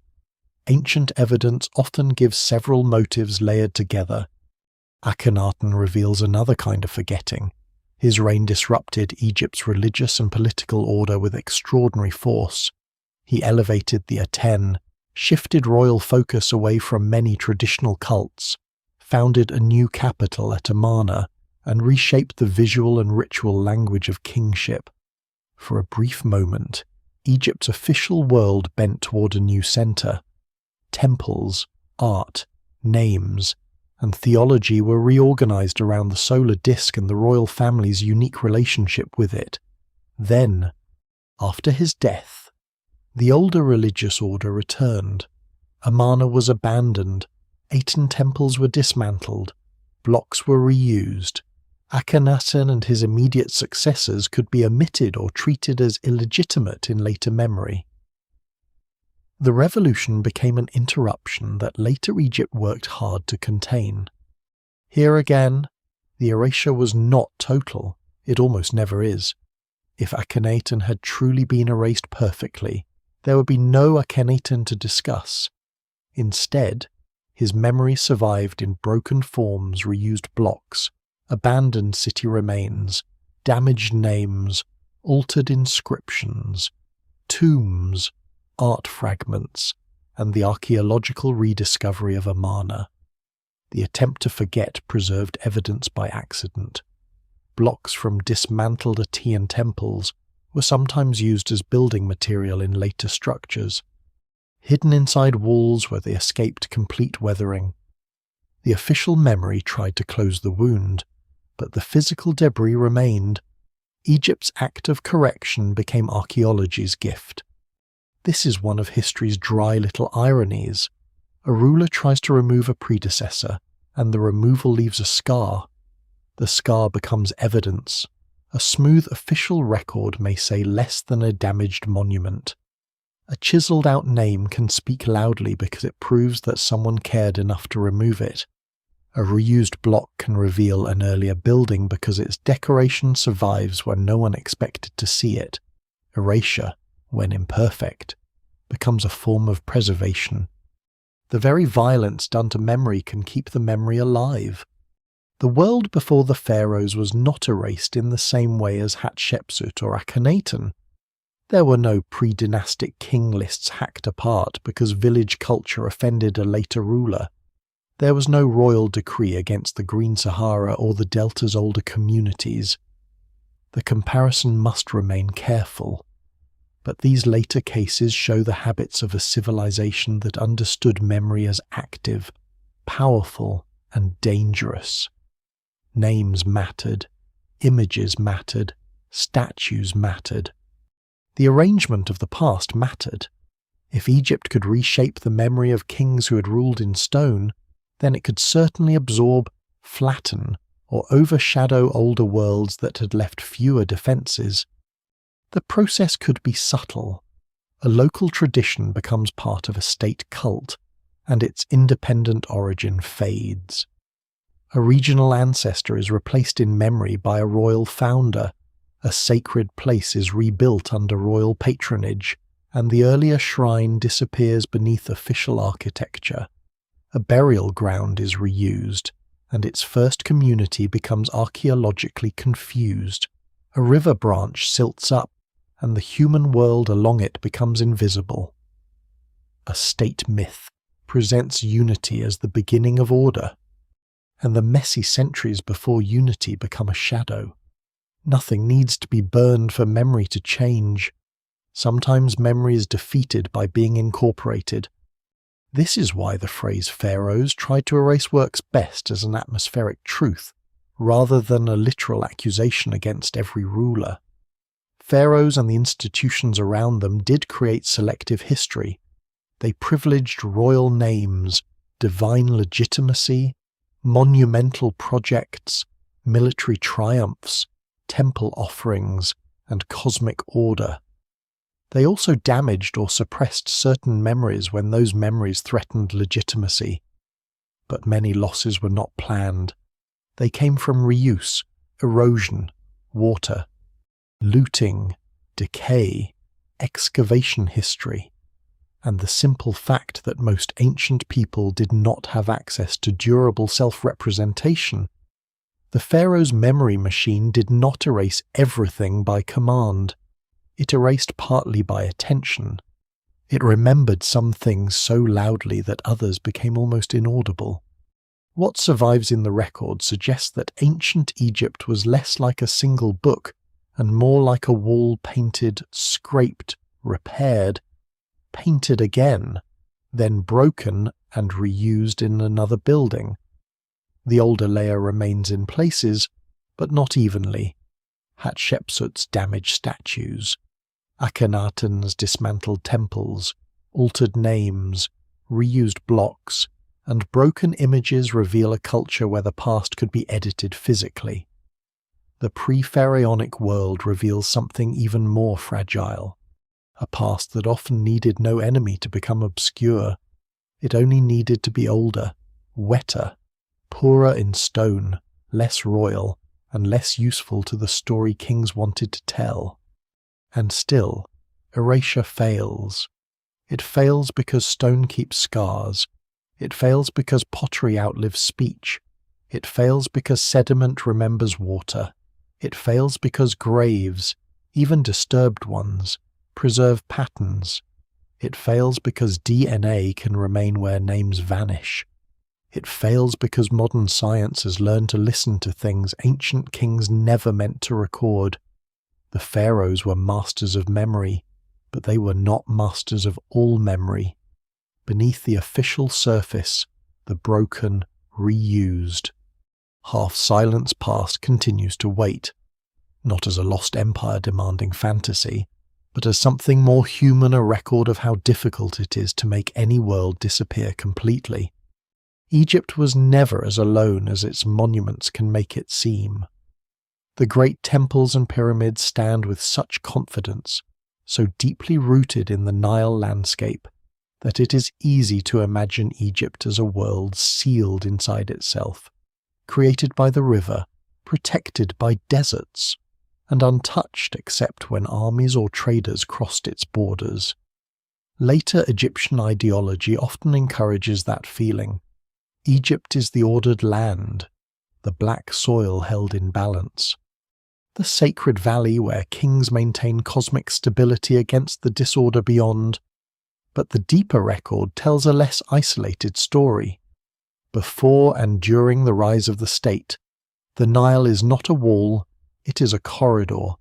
The delta is not an end point, it is an opening. The deserts are not empty barriers, they are difficult routes. Egypt grows from a landscape of connection, where North Africa, the Levant, Nubia, the Red Sea world, and the wider Near East all press against the valley in different ways. This does not mean Egypt was invented somewhere else. That old habit of looking for a foreign origin behind every Egyptian achievement has done much damage to the study of the ancient world. The evidence does not support the idea that dynastic Egypt was simply imported by outsiders. Its language, religious forms, ecological base, burial traditions, visual culture, and political institutions developed through long processes in the Nile Valley and surrounding regions. Yet it is equally wrong to imagine Egypt as pure isolation. Civilizations are rarely born behind locked doors.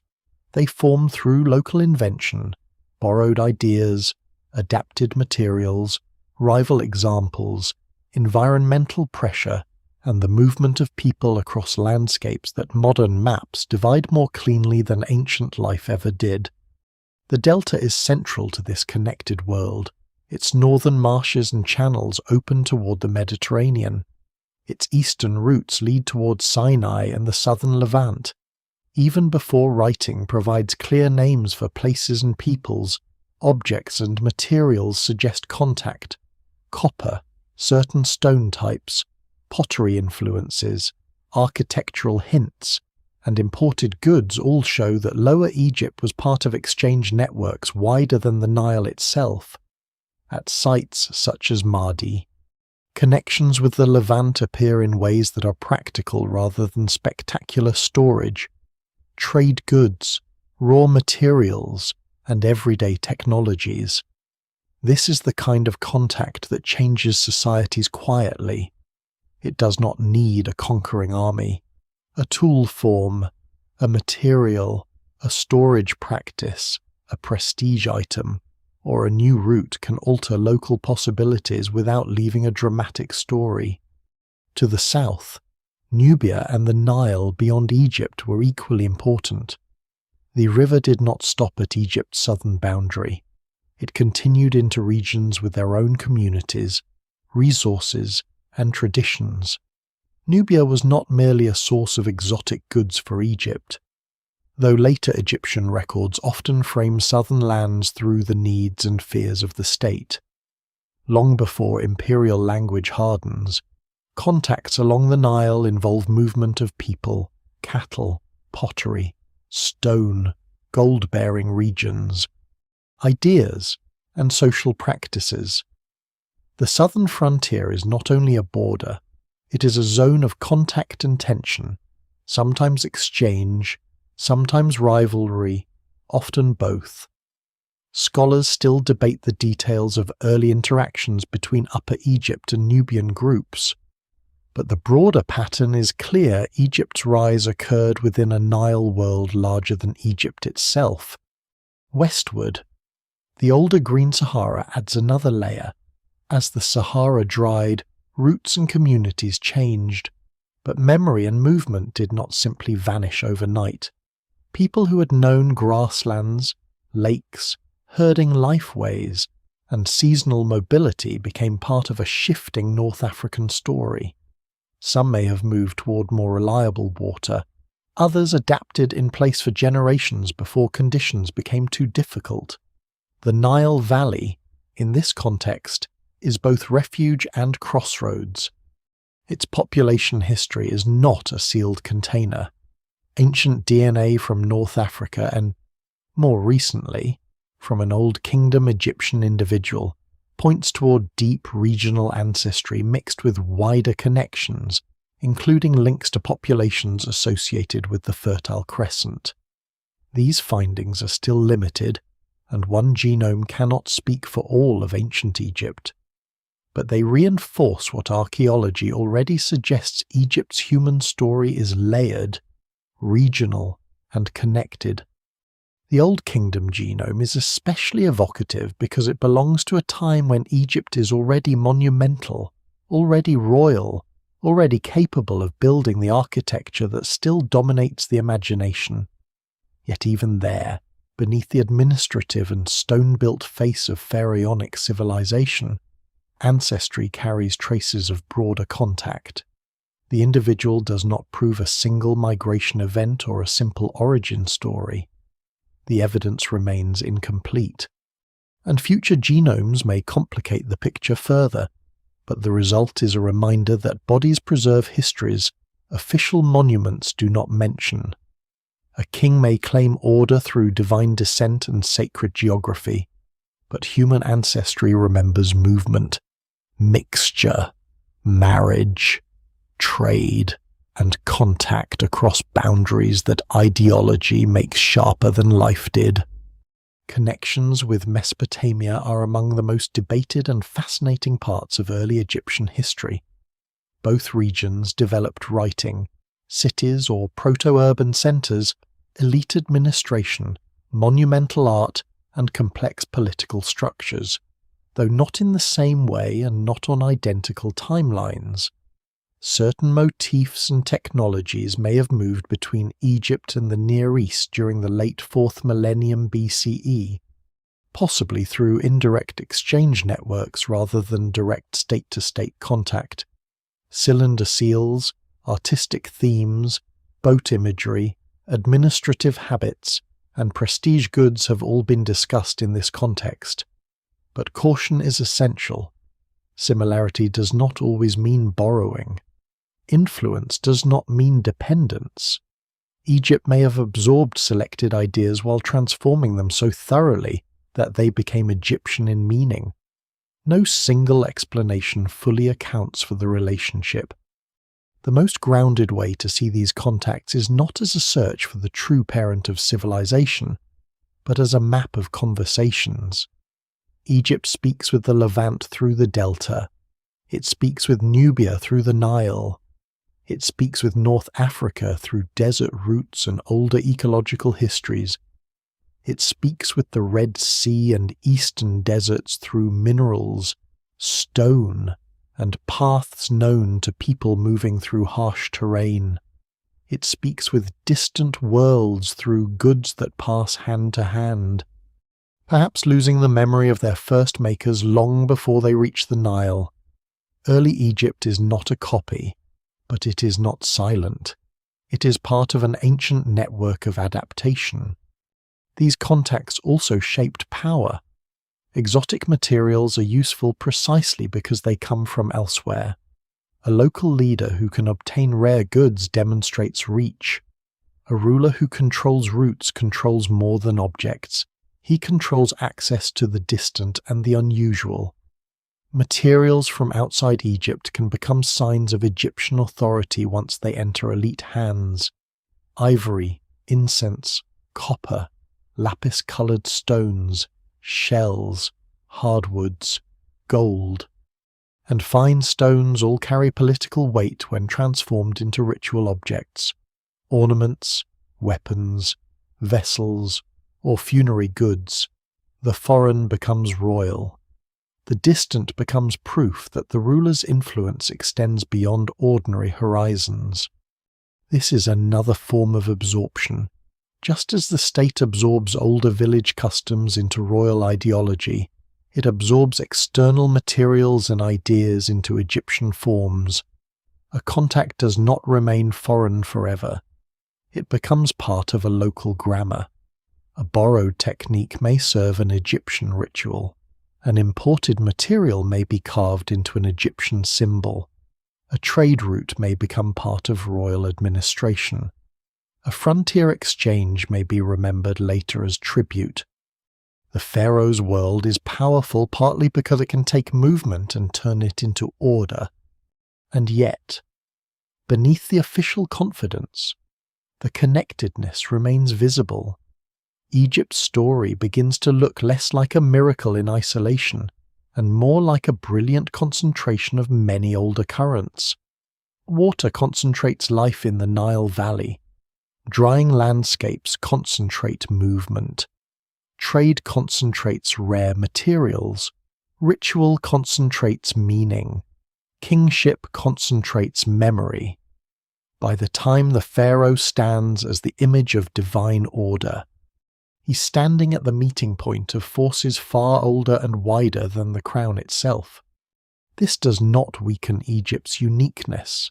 It deepens it. The civilization that emerges along the Nile is extraordinary not because it was untouched, but because it transformed everything it touched into something unmistakably its own. It took the flood and made it cosmic.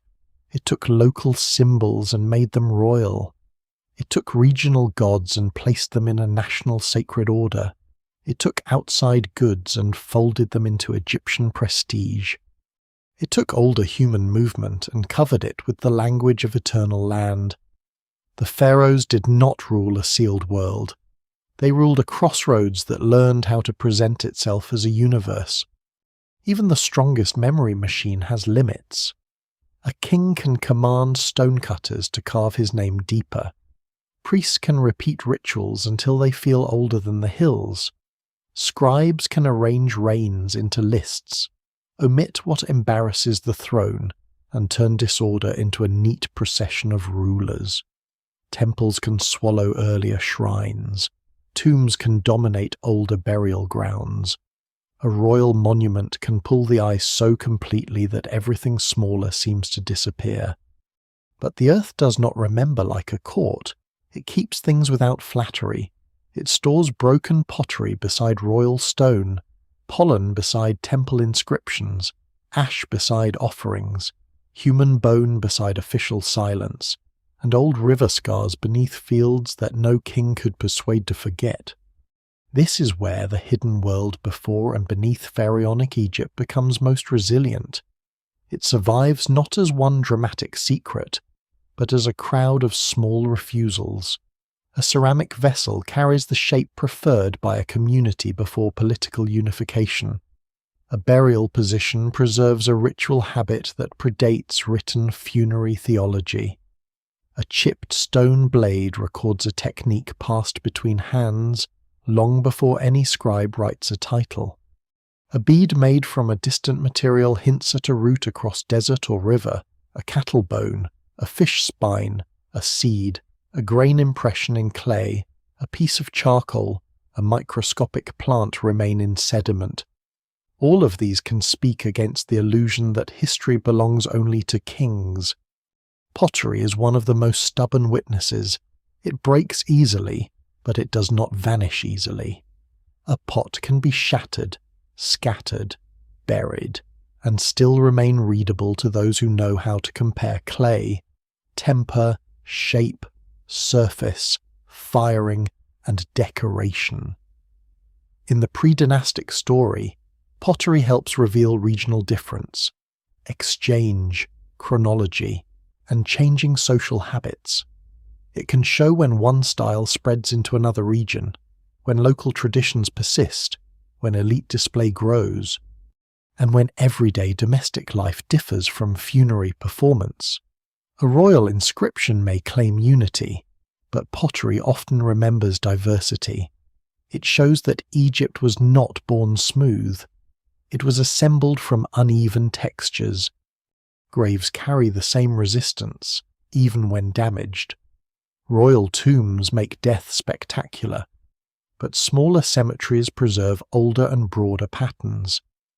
The dead of the pre-pharaonic and early dynastic worlds were not all absorbed into the great story of kings. Many remain in modest pits, sometimes with objects placed carefully around them, sometimes disturbed by later activity, sometimes reduced to fragments. Their names are gone, but their treatment still matters.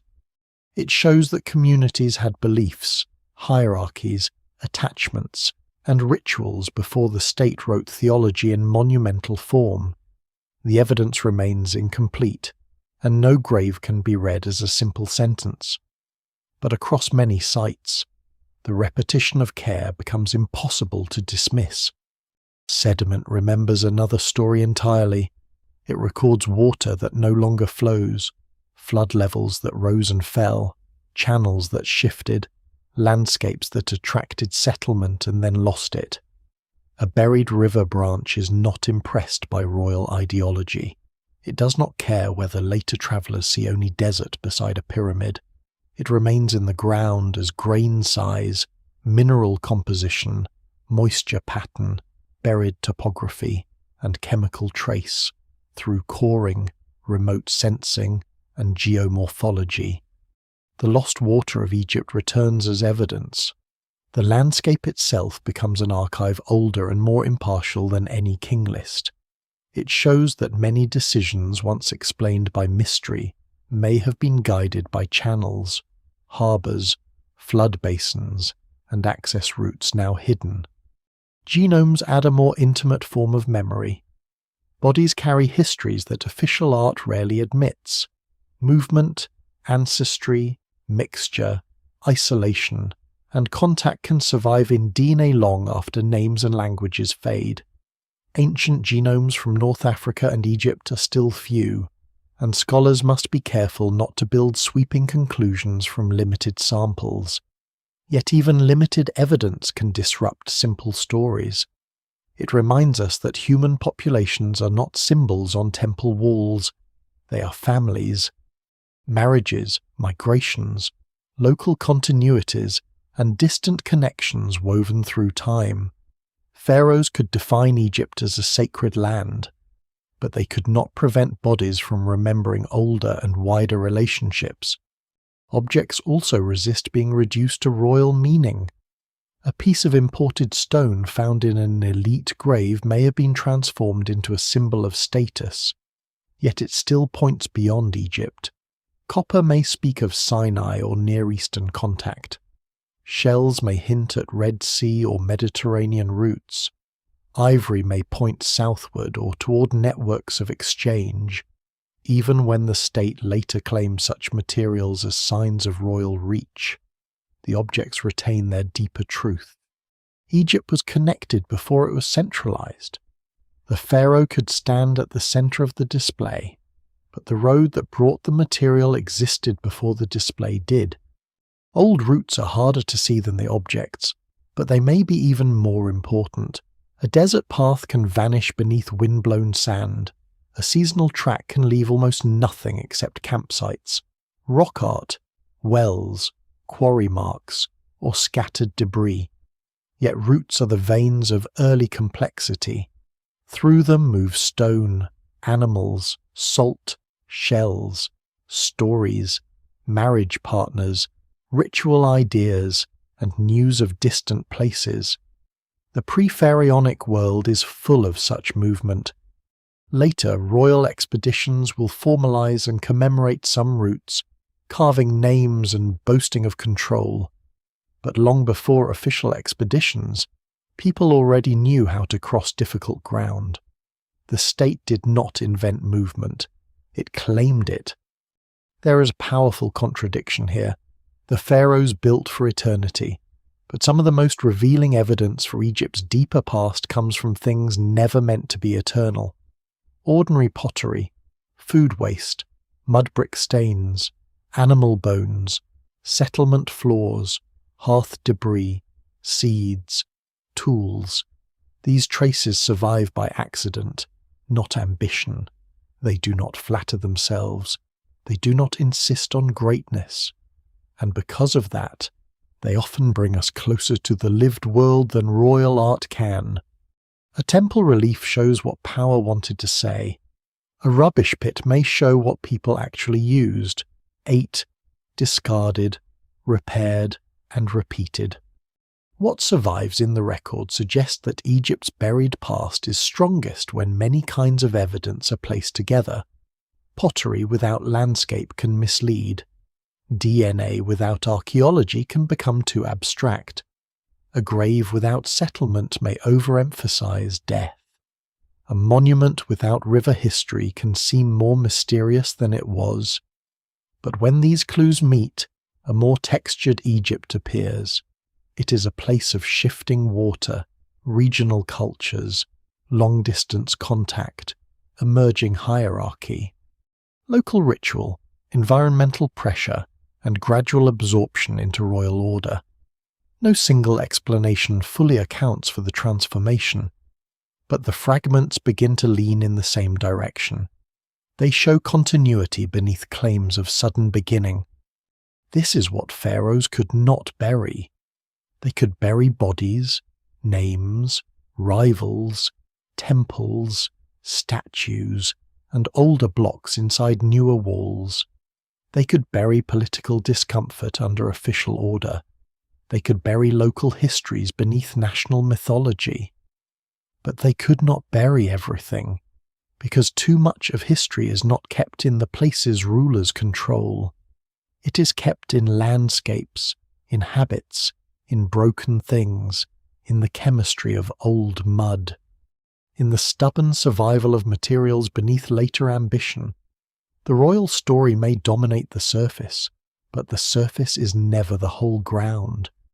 And so, beneath Egypt's carved certainty, another archive remains open. It does not speak in the voice of kings.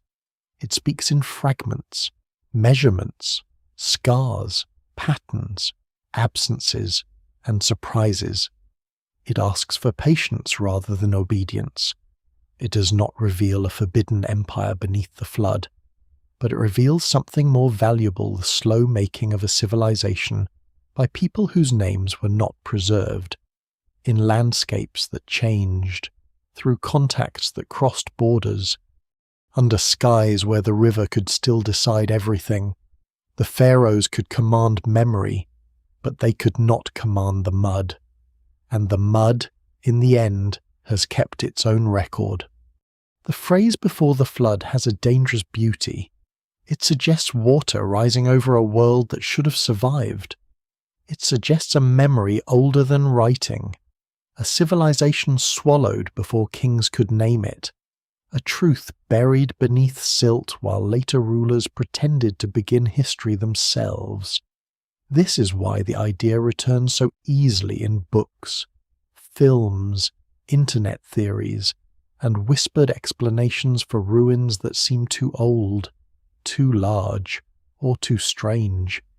Ancient Egypt attracts these stories more than almost any other place, because it already feels half supernatural to the modern imagination. The pyramids stand with impossible calm. The temples speak in symbols. The desert hides tombs. The Nile rises and falls like a cosmic clock. It takes very little for curiosity to become certainty, and certainty is where the trouble begins. There is no good archaeological evidence for a single advanced pre-flood civilization in Egypt that pharaohs knowingly erased from history. That statement does not make the past less mysterious. It makes the mystery more precise. The evidence does not point toward a vanished empire with forbidden technology, hidden archives, or a complete civilization drowned and then suppressed by frightened kings. What survives in the record suggests something subtler, slower, and in many ways more powerful. A long pre-pharaonic world of changing landscapes, communities, rituals, exchange, social hierarchy, local leadership, and environmental pressure, later overshadowed by the monumentality of the state. The buried truth is not that Egypt copied a lost super-civilization.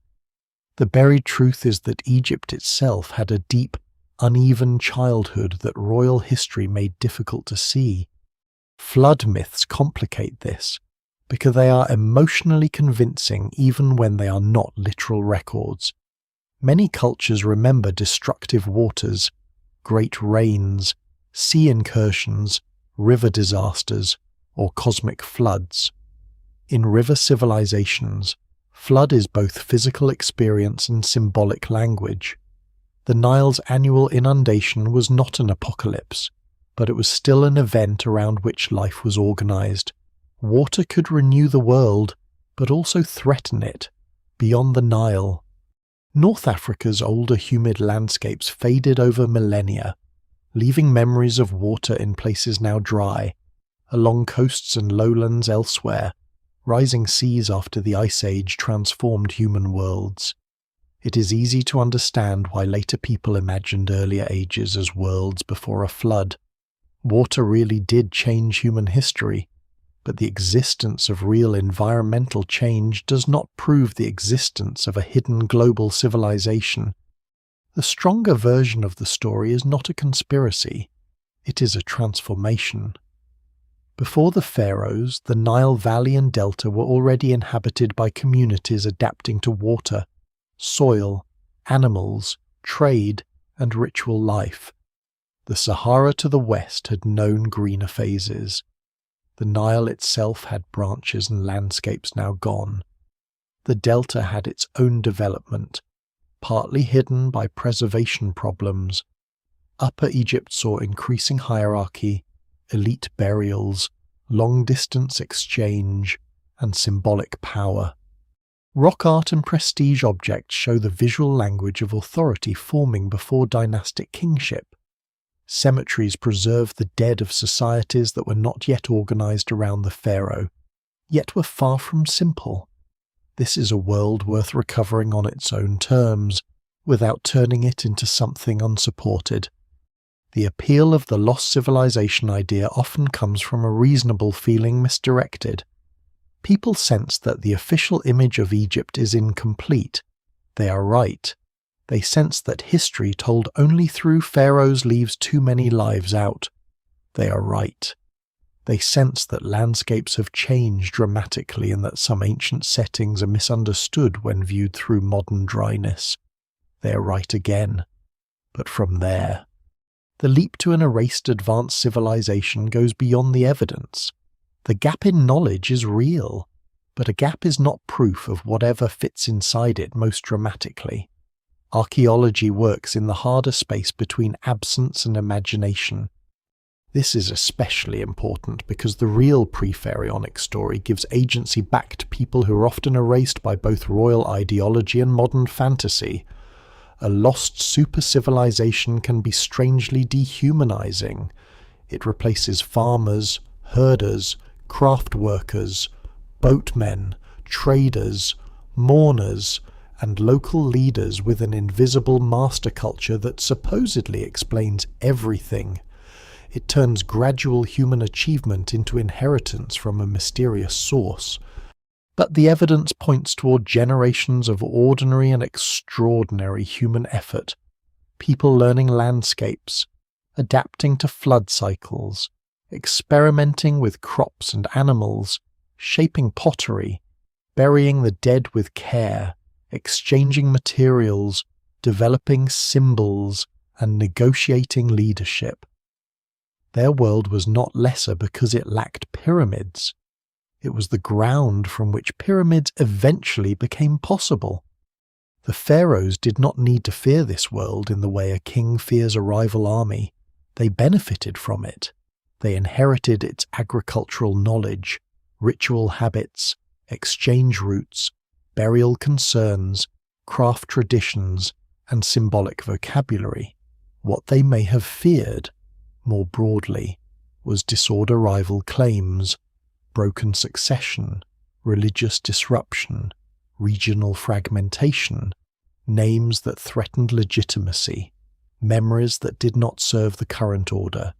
In that sense, Egyptian kings and institutions often worked to shape memory. They presented unity as sacred, royal authority as cosmic, and the king as the axis of existence. This did not erase the pre-pharaonic world with a single blow. It made that world harder to distinguish from the royal story that covered it. Scholars still debate many details of early Egyptian state formation, the degree of conflict involved, the role of trade, the importance of climate stress, the balance between upper and lower Egyptian traditions, the nature of early rulers, and the speed of political consolidation. These debates are not weaknesses in the field. They are signs that the evidence is being handled with care. The deeper past does not become clearer by pretending uncertainty is failure. It becomes clearer when uncertainty is named and narrowed. A disturbed cemetery is not a doorway to fantasy. It is a damaged archive. A vanished Nile branch is not proof of supernatural engineering. It is a reminder that ancient builders worked in a different landscape.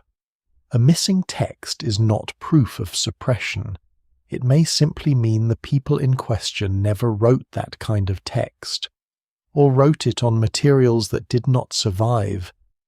The mythic version of before the flood imagines one dramatic catastrophe.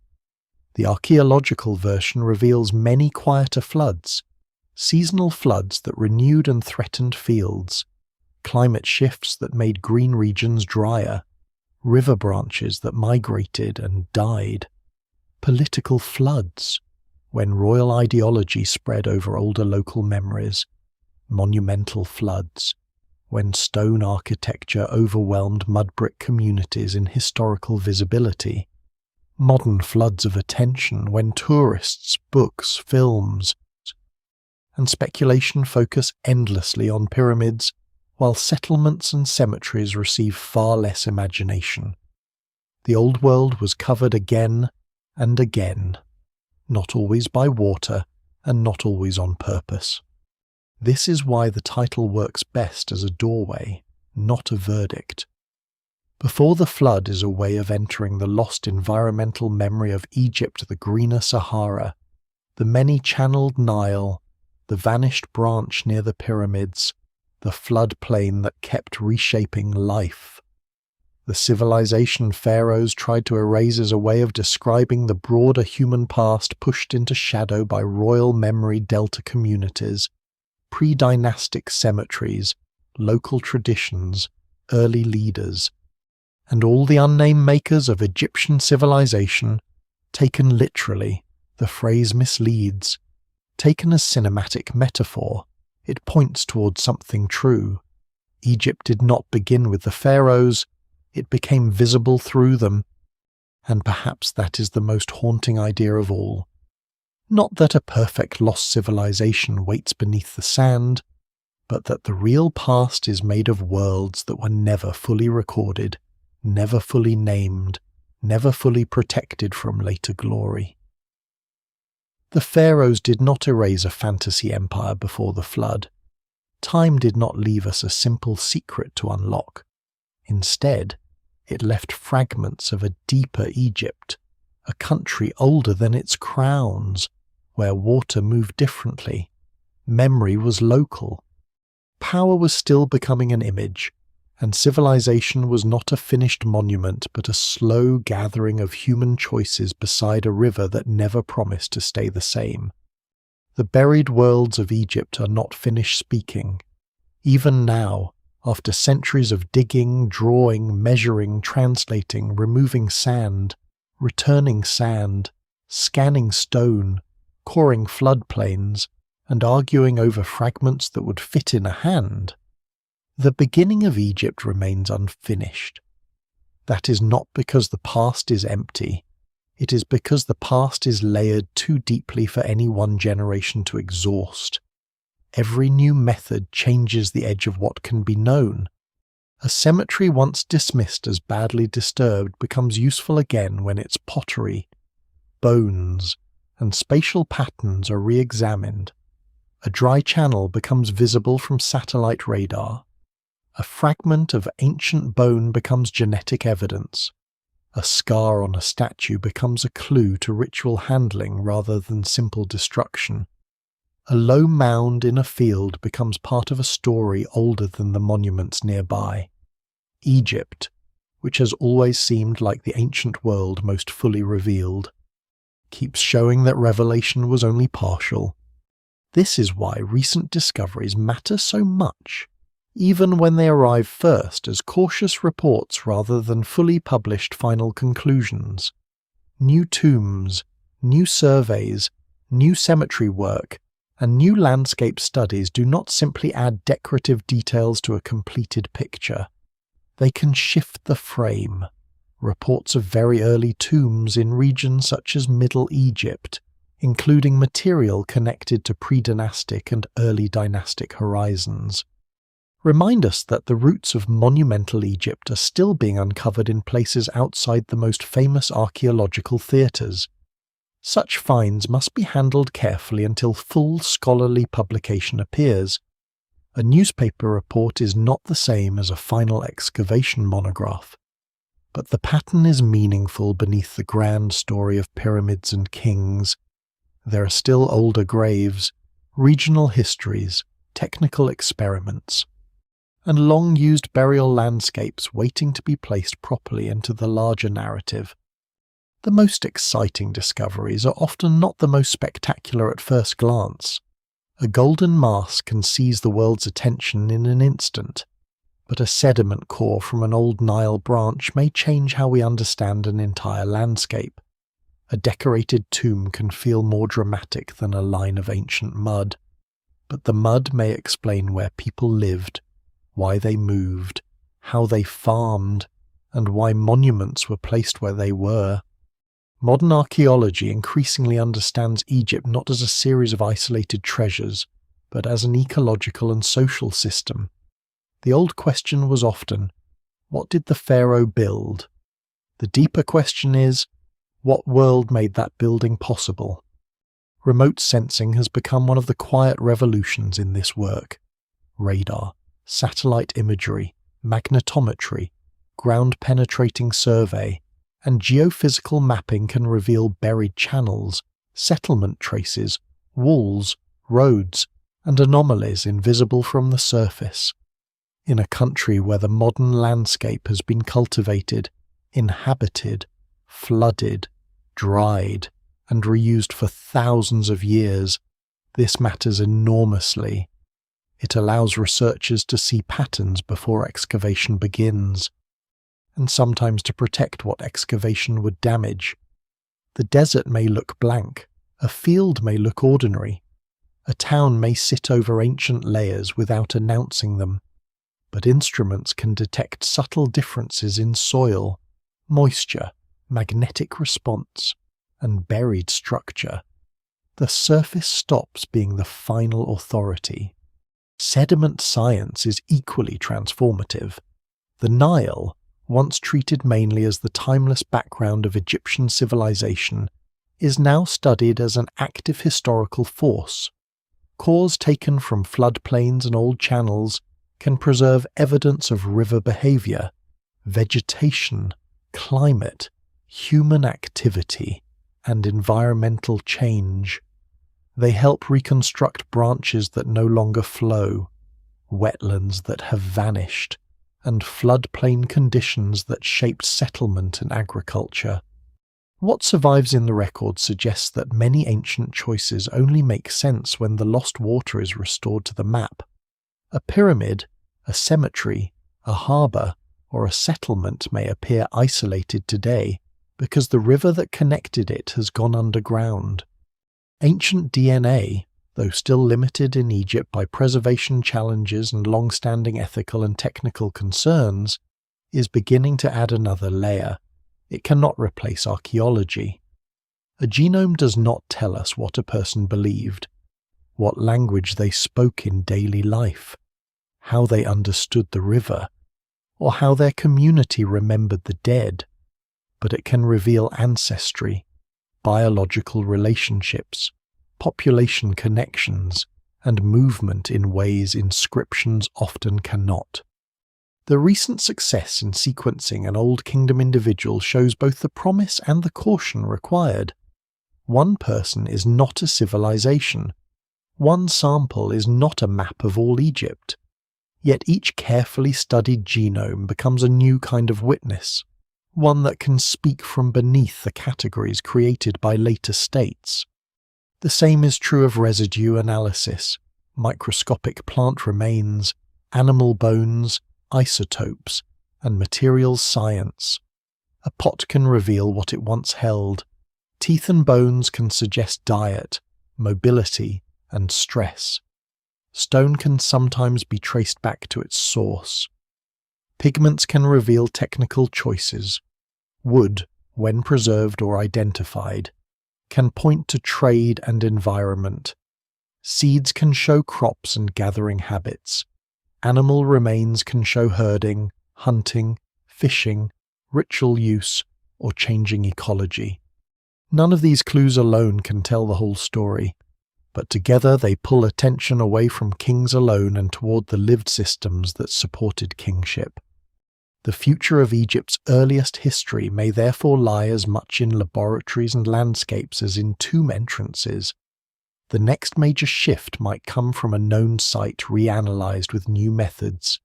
It might come from the Delta, where difficult preservation has long hidden early complexity. It might come from the desert margins, where roots, rock art, camps, and cemeteries connect Nile communities to wider North Africa. It might come from underwater or buried coastal landscapes near ancient Mediterranean margins.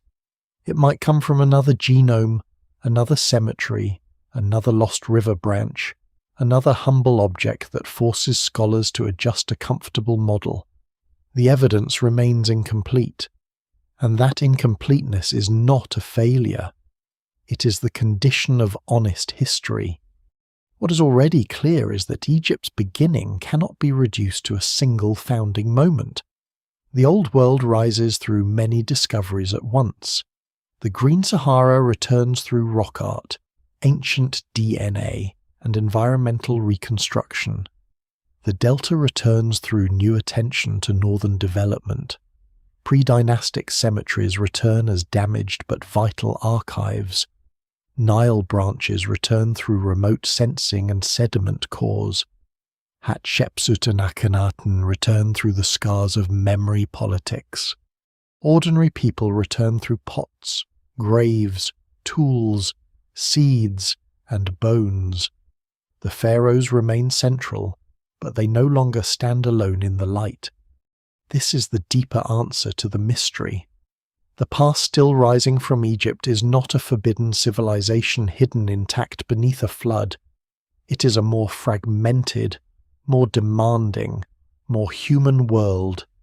It is a world that royal history overshadowed, environmental change buried, and modern fascination sometimes misunderstood. But it keeps returning. It returns whenever an old channel is mapped, whenever a grave is reconsidered, whenever a regional tradition is taken seriously, whenever a broken object is recognized as evidence rather than debris. It returns because no memory machine, however powerful, can control every material trace of life. And so Egypt's oldest story remains open, not blank, not solved, not surrendered to fantasy, but open. Beneath the golden age of pharaohs lies the long preparation of farmers, herders, traders, craft workers, mourners, leaders, and communities moving through landscapes of water and drying ground. Beneath the pyramids lie river branches and labor systems. Beneath royal names lie unnamed generations. Beneath the official beginning lies a slower beginning, one that did not know it was waiting to become Egypt. The sand has not kept everything. The Nile has not preserved everything. The kings did not record everything, but enough remains to show that before the flood, before the crown, and before memory became royal, there was already a civilization in the making. The story slows here, where the river widens in the mind and the monuments recede into dusk. The pharaohs are still there, sharp against the horizon, their names cut into stone, their tombs facing eternity with all the confidence a kingdom could command. But behind them now, the older country is easier to feel. It is not louder than the royal story. It never was. It is quieter, made of mud walls, broken vessels, old flood marks, paths through desert, graves disturbed by time, and watercourses no living eye has seen flowing.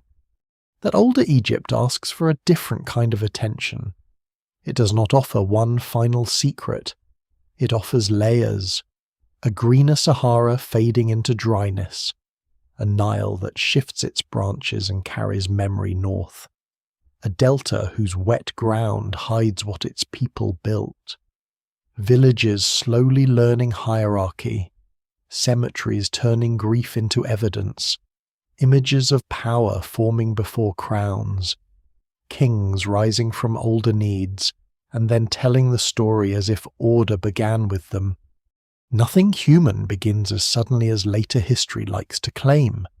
Civilizations gather. They borrow from landscape, from hunger, from fear, from ritual, from trade, from the dead, from the habits of people who may never know their work will become the foundation of something immense. Egypt is no exception. Its greatness is not diminished by this. It becomes deeper. The pyramids are still astonishing, but now they stand beside lost water. The crown is still powerful, but now it rests on generations without names. The royal inscriptions still speak, but now the mud speaks with them. Perhaps this is the real meaning of what was almost erased. Not a hidden empire waiting beneath a single flood, but the fragile fullness of human life before history learn to preserve only a few voices clearly. Most people disappear without malice. Their houses fall, their names are never written, their tools break, their children grow and remember them for a while, and then even that memory passes into soil. Yet something remains, a bead, a seed, a channel, a scar, a pattern in the dead, a trace in the body, a mark on stone beside an old road. Long after the kings, long after the floodwaters of any one year, long after the desert has taken back its silence, the older Egypt is still rising in fragments. It rises slowly, without trumpets, from beneath fields and sand and vanished riverbeds. And in that slow return, there is a final image, not of Pharaoh erasing the past, but the earth patiently keeping it, waiting for someone to listen.